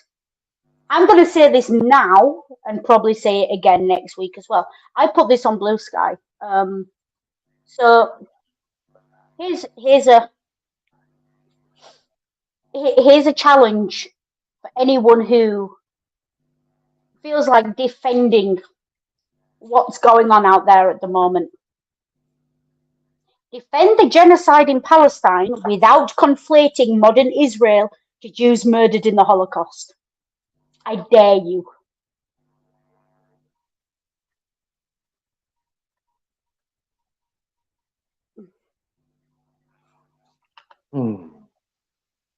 Because I haven't seen anyone do it yet. Yeah. I am curious to see how that goes. Now, say what you will, like about how this incident was incited, but on on a formerly professional level, I am a bit impressed at like just essentially DDoSing the Iron Dome. I would just say, and Ring, I understand if you don't want to tackle this whole thing.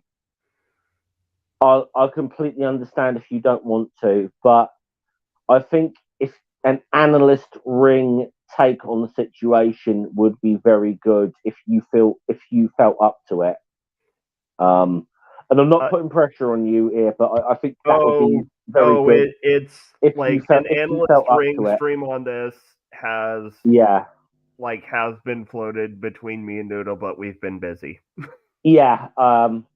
But yeah, again, I appreciate this. You've got a lot going on right now, and I would also understand if this is something you don't want to touch with a 10-foot pole as well. I can totally understand that.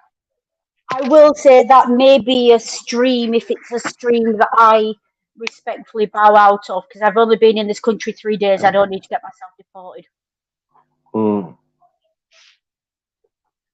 Yeah, I'd happily do a stream with you on that, Ring, if you're up to it at some point. But again, no pressure on you.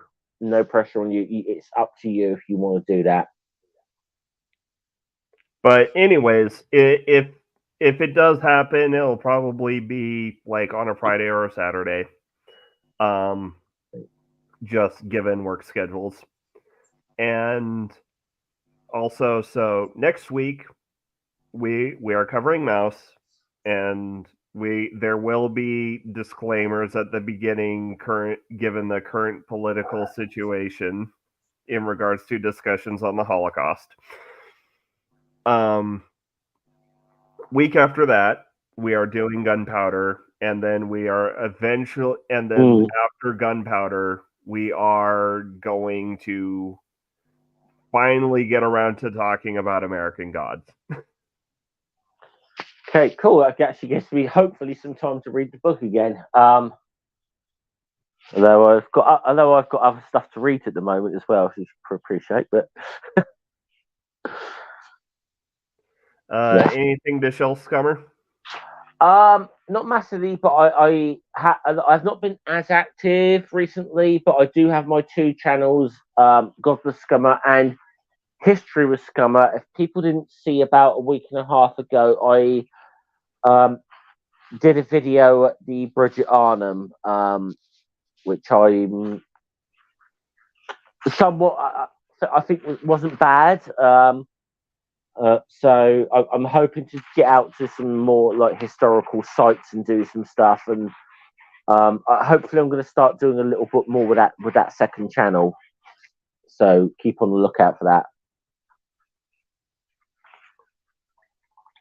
And Noodle, anything to show?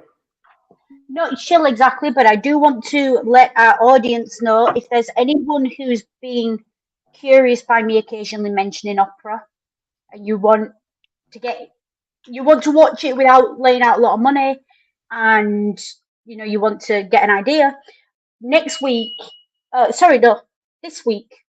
Wednesday, Opera Vision are running an all-day event on YouTube of Rossini's operas.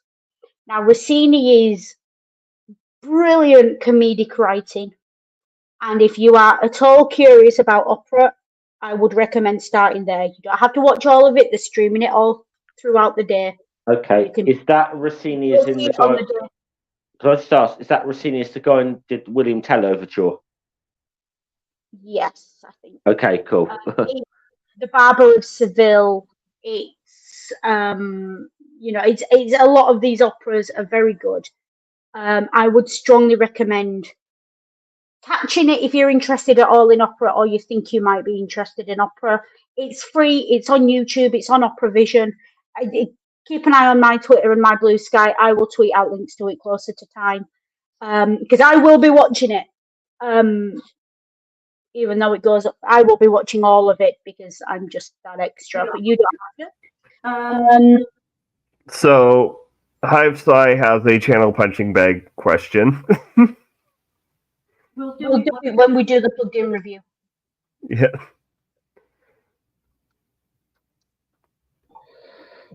And so, I just thinking that could be my first attempt at writing fan fiction right there, what Breeze just said. You would not be the first or last person.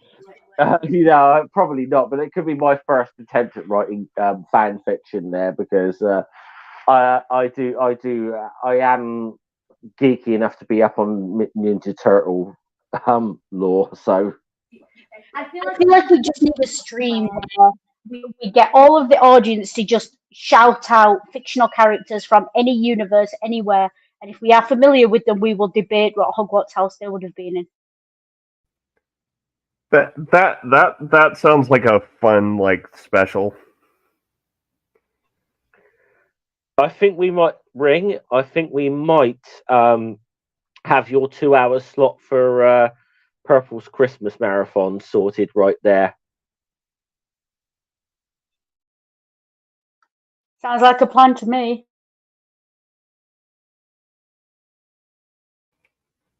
Oh, speaking of which, if you want to submit a topic suggestion, you can do so in the card. The link is in the description,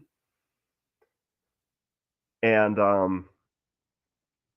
also the link to the Scholastic announcement is also in the description below, just so you know we took nothing out of context.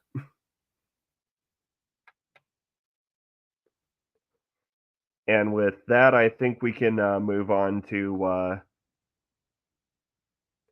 that. And with that, we can. I think we can move on to taglines. So, Okay. I'm trying a new tagline out here. Armageddon was yesterday. Today we've got a serious problem.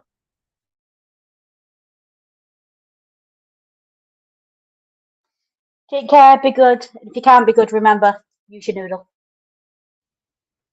and remember, the purpose of a good storyteller is not to tell you how to think, but to give you questions to think on. Too often, we forget that. Salute.